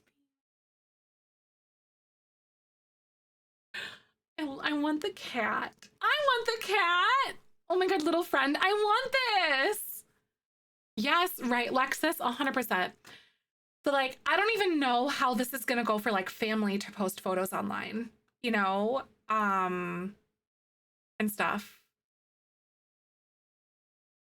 And I have no idea what that's gonna be like. But I suppose that'll make sense when it makes sense to us. I know, such a cute little baby, isn't it? Your 8-year-old boy doing gymnastics in the leotard is the most viewed video ever. It's so crazy. And like, people are not liking and saving that video because your kid's cute. Sorry to say. And that's something that like,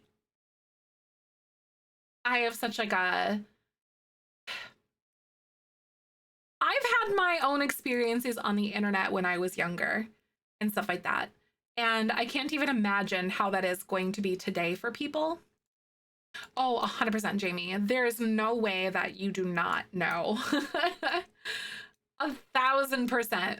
There's no way that she does not know what she's doing. Absolutely. And it makes me so sad. Because, like, I think probably at around the age of like 13 to 16, depending on the kid and stuff, is when they can give like informed consent and have like knowledge and full understanding of what it means to be online, especially as like a minor and stuff like that. Consent is such a huge component of that to me. Aw, for kids who aren't protected. Exactly. I feel that. My niece says show off how adorable she is, but I'm not going to risk her well-being. Right. Exactly. Yes, it's 13 as minimum age. It is. It's so true. Because then they can at least, like, depending on the kid, like, they can have a definite, like, comprehension of what it would mean to be, like, online. Seriously, Jules, I could have got kidnapped way a lot when I was a kid. If my mom's listening, sorry. When I was younger.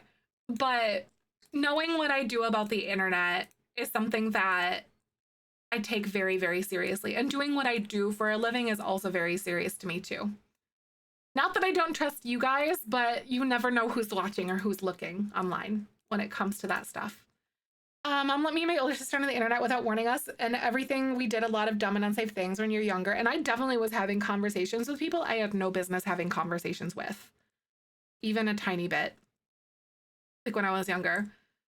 Boost their numbers. Oh yes, absolutely. That is a very real thing.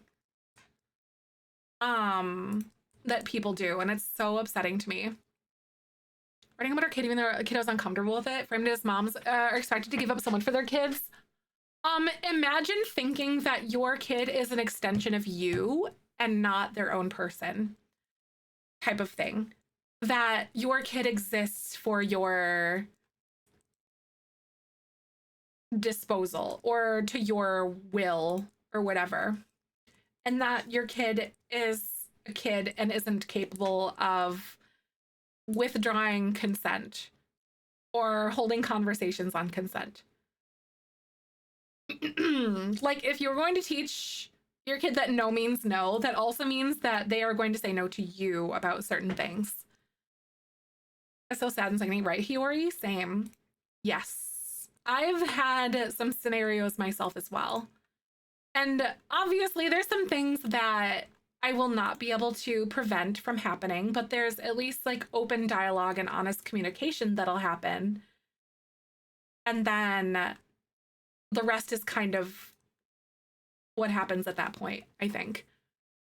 It is. I feel like there's a lot of kid curated spaces that a lot of adults with not so good intentions hung out. And I think a lot of us had a lot of those situations kind of come up for sure. And it just breaks my heart. I know there's only so many things that you can do to prevent harm from your kid, because harm is unfortunately inevitable and stuff, like Roblox. Oh God, yes. But I'm hoping to at least do my best with like holding open conversation and making like them feel like if they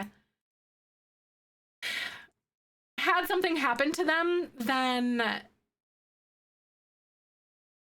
they would at least be comfortable enough to talk to me, like they wouldn't get in trouble for it or get yelled at for it. Kind of thing. Oh, absolutely, Rubber, 100%.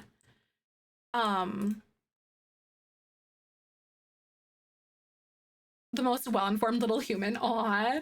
I've already started a baby registry because I'm on TikTok, and like there's so many items that I keep getting videos for because the algorithm knows, because hello, it hears you. And then there's this book that I found, you guys, and I honestly love it. Hold on a second. I love this.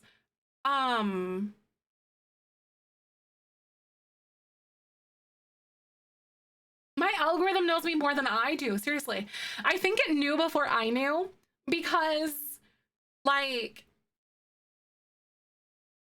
where is this? Anyway, here we go. I think it knew before I did because I was on parenting TikTok and stuff a lot, like talking about the theories of parenting or the psychology of parenting and like healing your inner child and reparenting yourself and reparenting your parents and like all this stuff. I think it knew before I knew. The algorithm was algorithming. But there's this book that I found. I'm looking for it really quick. It says, it's called What Makes a Baby.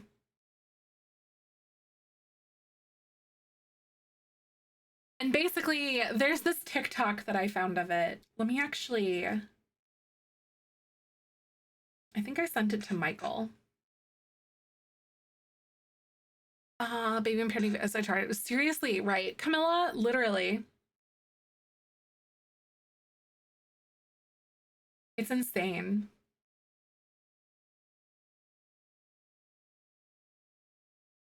Here we go. I'm gonna post this under the entertainment section and I'll pull it up for you guys. Oh, right, Angela? I get so many like ADHD affirming things too for myself.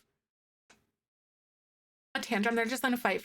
Exactly, Jamie, because kids the logic side of their brain is not developed yet. It's only emotional. So tantrums are a reaction for something that they don't understand or things that they can't like logic because they don't have that part of their brain developed yet at all. So kids are purely emotional. So those tantrums are a cry for guidance. And I was like, oh my God. Huge for him. My mom had such a hard time. Unfortunately, my dad is 71. I love that though. I love that you're that when people are willing to put in the work. I know, can't wait for your brain to be finished cooking soon. I love it. If you're neurodivergent, so ADHD, autistic, ADHD, etc., your brain finishes cooking closer to 30 to 35. By the way, obviously there's people that are going to have different experiences of that, but I feel like 25 is a huge milestone. But my brain, I swear to God, finished cooking at 30 and I was like, whoa, so crazy. 3 more years before mine is done, right? It's weird. Shella, I was talking to Shella about it and she was like, I honestly thought people were joking. And I'm like, no, like it's a thing. It's crazy. And that's what Simsy said too. She was like, oh, I'm screwed. I still have like so many more years to go, and it's fine. I feel like it's definitely, yeah. For traumatic events, yes, if you've been through trauma, it can be even later. Yes, it can. Or you can, in certain trauma situations, you can get stuck in a certain age, like at a certain age and stuff too. It's so weird, AJ. It's strange. All right, I want to show you guys this book. I'm 30, right, Brie? I feel like mine just finished, right? I relate to that so hard. I don't think you guys will be able to hear this. This is right one of my now. favorite books for introducing how babies are made, how children come into the world. I find it's accessible for I a don't think wide you guys can variety hear of it yet, ages. can you? It is a paper book, so if you're at the board book stage, it might not be for you. But my child You has guys finally hear stopped that? ripping the Oh, you pages hear out it? of the Okay, book, hold so on. This is one of my favorite books for introducing how babies are made, how children come into the world. I find it's accessible for a wide variety of ages. It is a paper book, so if you're at the board book stage, it might not be for you. But my child has finally stopped ripping the pages out of the book, so today we're going to read What Makes a Baby, written by Corey Silverberg and illustrated by Fiona Smythe. This is a story about how babies are made. The first thing you need to know is that you can't make a baby out of nothing. You have to start with something. I love this, like Dr. Seuss style. This is an egg. Not all I bodies just have found eggs in them. them. Some do, some do not. Inside the egg are so many stories all about the body the egg came from. I think they're a trans Fantastic dad, right? representation of like DNA. Very cool. This is a sperm. Not all bodies have sperm in them. Some do, some do not. I also appreciate the representation of people who have neither. Inside the sperm, just like inside the egg, there are so many stories about the body the sperm came from. When grown-ups want to make a baby, they need to get an egg from one body and a sperm from another body. They also need a place where a baby can grow. I really appreciate that they do not assume the person who's supplying the egg is also going to grow the baby, because that's not true for every baby. This is a uterus. It is a place where a baby can grow. Thanks to this book, my child can now say the word uterus, and I love that. You might think that everyone has a uterus, since it has the word you and us in it. But not everyone has a uterus. It's a dad joke if I ever heard one. Just like eggs and just like sperm, some bodies have a uterus, and some do not. Everybody that has a uterus always has it in the same place, just below the belly button in that squishy middle part. Again, a very ungendered way of explaining this concept, which I appreciate because in our house, Daddy has a uterus. When an egg and a sperm meet, they swirl together in a special kind of dance. As they dance, they talk to each other. The egg tells the sperm all the stories it has to tell about the body it came from, and the sperm tells the egg all the stories it has to tell about the body it came from. When their dance is done, they are not two things anymore. They danced around and shared so much that they became one brand new thing. I love the integration of all the little pieces we saw earlier with the sperm and the egg into shared images. At first, it is just a tiny thing. Sometimes this tiny thing does not grow, and sometimes it grows into a baby like you did. Accurate, simple, accessible. Who helped bring together the sperm and egg that made you? Who was happy that it was you who grew? Great opportunity to have a conversation with your kid about their conception, where they came from, who was excited to meet them. Everything that grows differently. Each of us grow in our own way. How a baby grows depends on the stories that the egg and sperm share and on the uterus the baby is growing inside of. But before a baby can be born, it has to get bigger and bigger and bigger. This usually takes about 40 weeks. This is my kid's favorite page. They love watching this tiny thing grow into a baby. Sometimes the baby is ready to come out on its own. Sometimes a midwife or doctor will be the one to say it is time for the baby to be born. No matter who decides, the baby does not hop out by itself. Some babies are born through a part of the body that most people call the vagina. And other times, doctors will make a special opening below the belly button, take the baby out, and then close up the hole. I really appreciate the representation of different types of births. Really awesome. Whichever way the baby comes out, it is a pretty big deal for the baby, and it's also a pretty big deal for the people who waited and waited and waited for the baby to be born. Sometimes it takes a long time. Sometimes it is quick. Sometimes it hurts a little. Sometimes it hurts a lot. But usually everyone needs a lot of rest afterwards. Who was waiting for you to be born? Oh.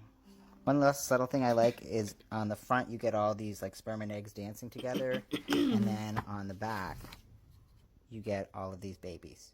Overall, I think this is a great book and a great representation of what inclusive media can look like. It incorporates a variety of perspectives and experiences to make something that is accessible to everyone. Oh God, absolutely right, Blue. Your library. I know that I'm so glad that we did. This is one of my favorite books for And like I love how it's inclusive. It doesn't assume genders, it doesn't assume roles. Like anyone could have a uterus, anyone could have sperm. People could also not.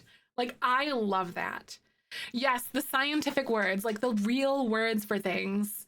There's this weird feeling that I have, like it's definitely, how do I want to say, almost this like condition that we have to not call things by their real names. Yes, like not getting squeamish over calling things vagina or penis or whatever. There's definitely that like negative connotation that we have behind those words, but I don't think they're dirty words because you are not dirty. They're real names. You are not dirty. And I think that like avoiding saying those words personally from my own perspective, it can make things feel dirty or not okay, if that makes sense. Always need rest. I'm a permanently exhausted pigeon. Mood though. Yes, I know, right, Sharky? I like how they're definitely that. Cutesy language for all that kind of stuff caused me so much unnecessary confusion, 100%. And honestly, God forbid. Yeah, you can buy that on Amazon. I put it on my little list for things. Yes, putting a sexual connotation is something that isn't inherently sexual. Exactly. And I talked with Michael. I told him how that's like such an important thing for me to be able to call things by their real names. And he said that there's definitely like this mental thing that is going to take him a little while to get over, is calling like a penis to a 3-year-old kind of thing. And I was like, I get it. It's definitely very hard. Like, but Shrub, God forbid that some child gets into a situation where they are abused. I would rather them be able to use real words with real body parts so that those things are taken more seriously. Not that they, you know, I've heard of scenarios of children where stuff like that has come up where they weren't taken as seriously because they called it a cookie instead of a vagina or something like that. So it's, yeah. So I'm such a huge advocate for calling things by the words that they are natural for. Because it's natural. You are natural. Those body parts are not dirty. It's allowed to say those things and growing and still feeling weird and conditioned to not say them. Like, it's not squeamish. It feels wrong. Yeah, like it feels weird to say them still. I get it. Poop or anything is like, as a therapist, to get that past the mental block, right? Exactly. But I agree with you so much. And it's very validating to hear that other people also kind of have those issues or those mental blockades too. Because you're not the only one. And you're not broken for feeling that way, and you're not dirty for using those words.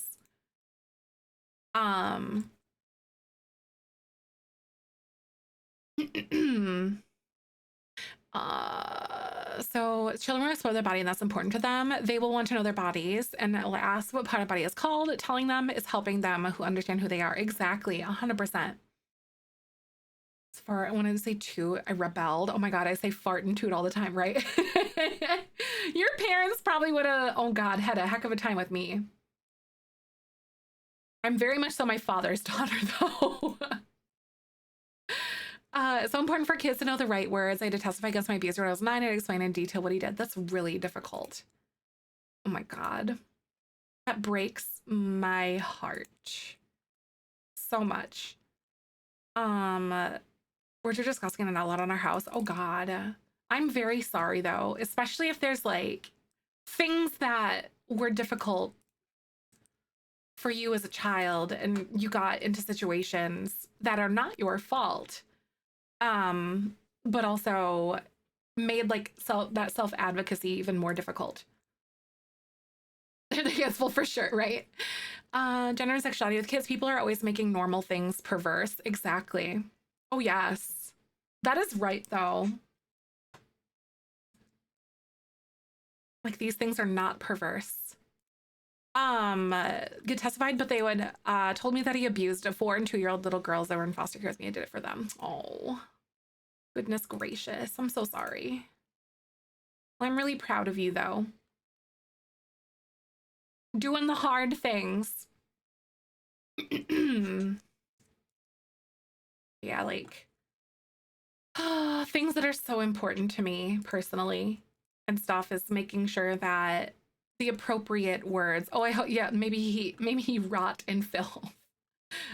Wait, is it rest in piss? Sorry for the words, but R.I.P. I've seen that one before. Because right now I don't know what their own body parts are called. Right. I agree. Exactly. I really, really agree with that so much. That kids have the right, and we owe them to be able to allow them to understand what their body parts are called. 16. Oh my God. I wish I could just.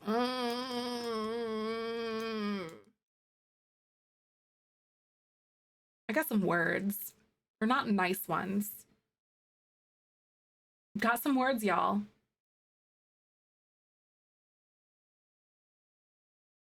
Just lost their fostering parent license. I had to register. That's it. Oh God.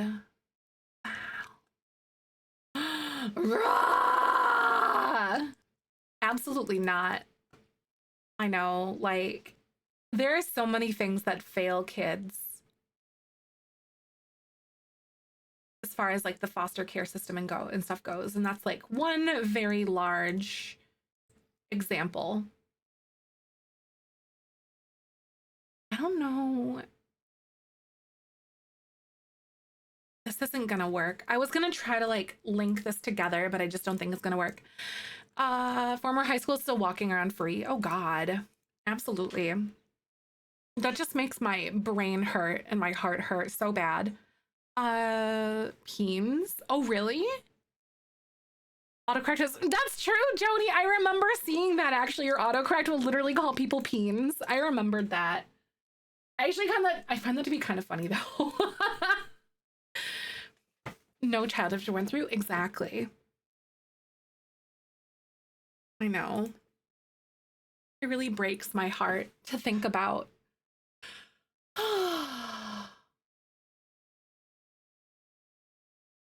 I always find it to be so disheartening when people in child adjacent careers and have the most access to children will do the worst things.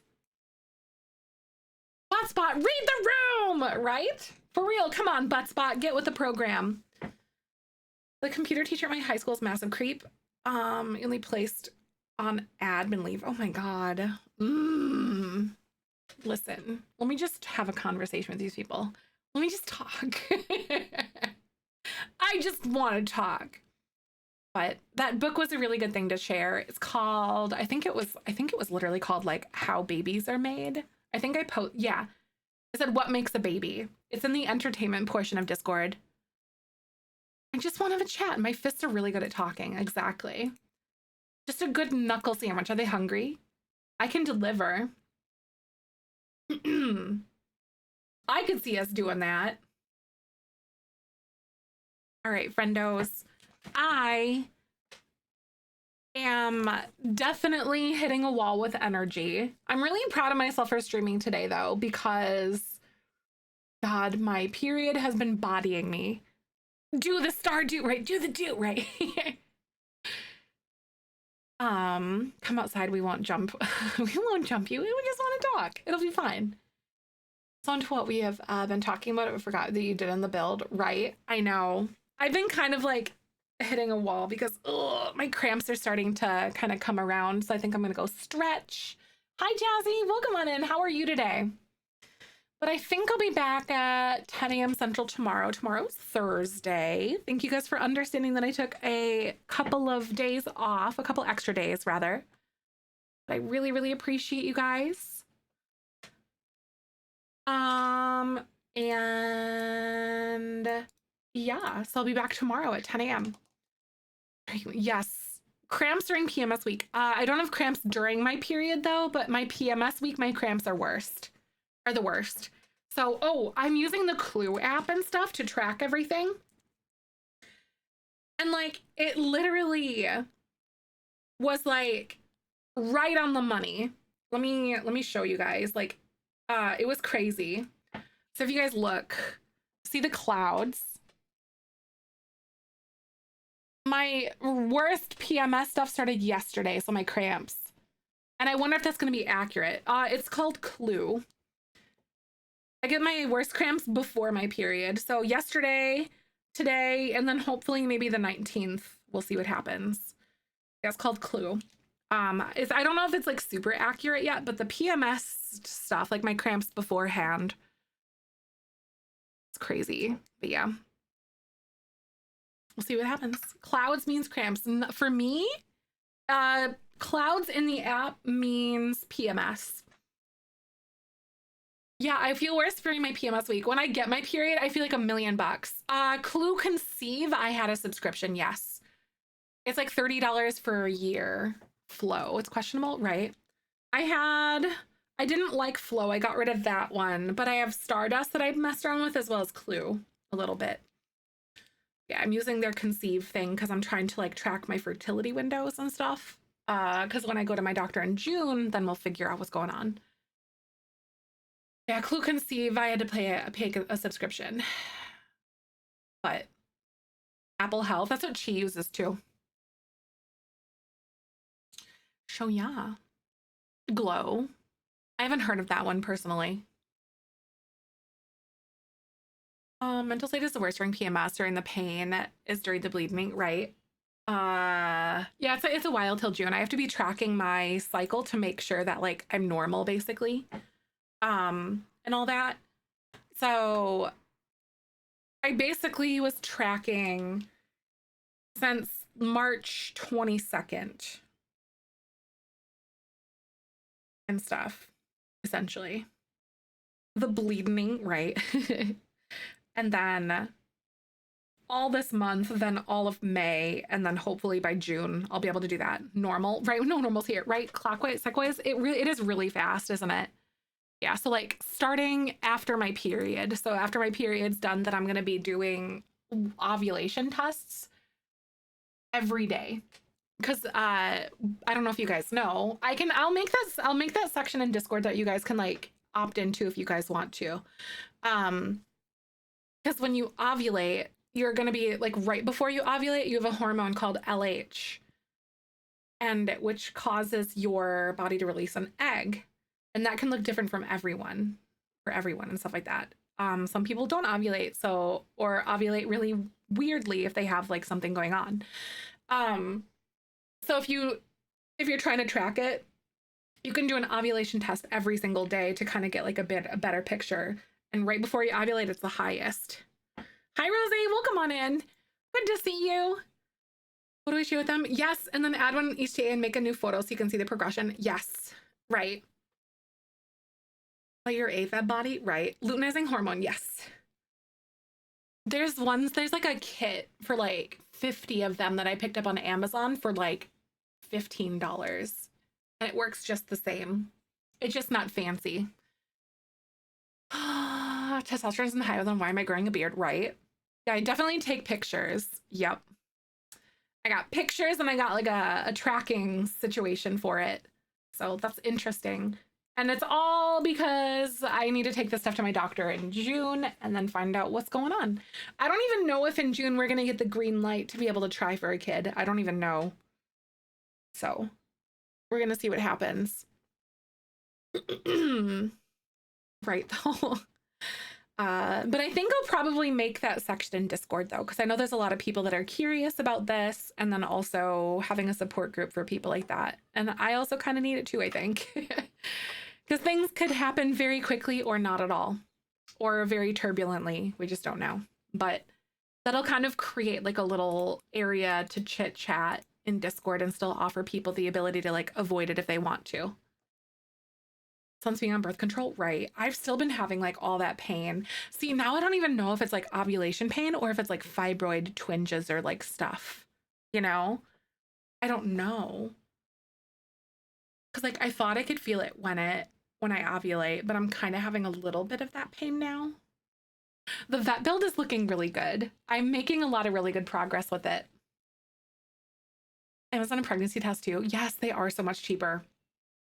Yup. The ones that I got, where is it? Let me show you guys.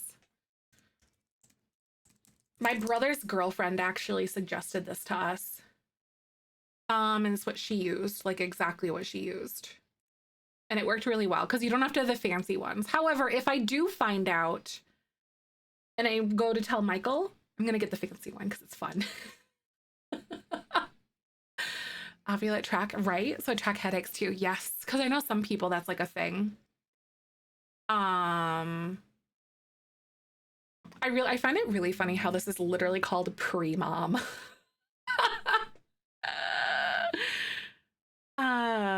Med-mom or something is like, right, this is called easy at home pre-mom stuff. And this is really good. And they're not fancy. They literally just look like this. Like they're little pieces of paper.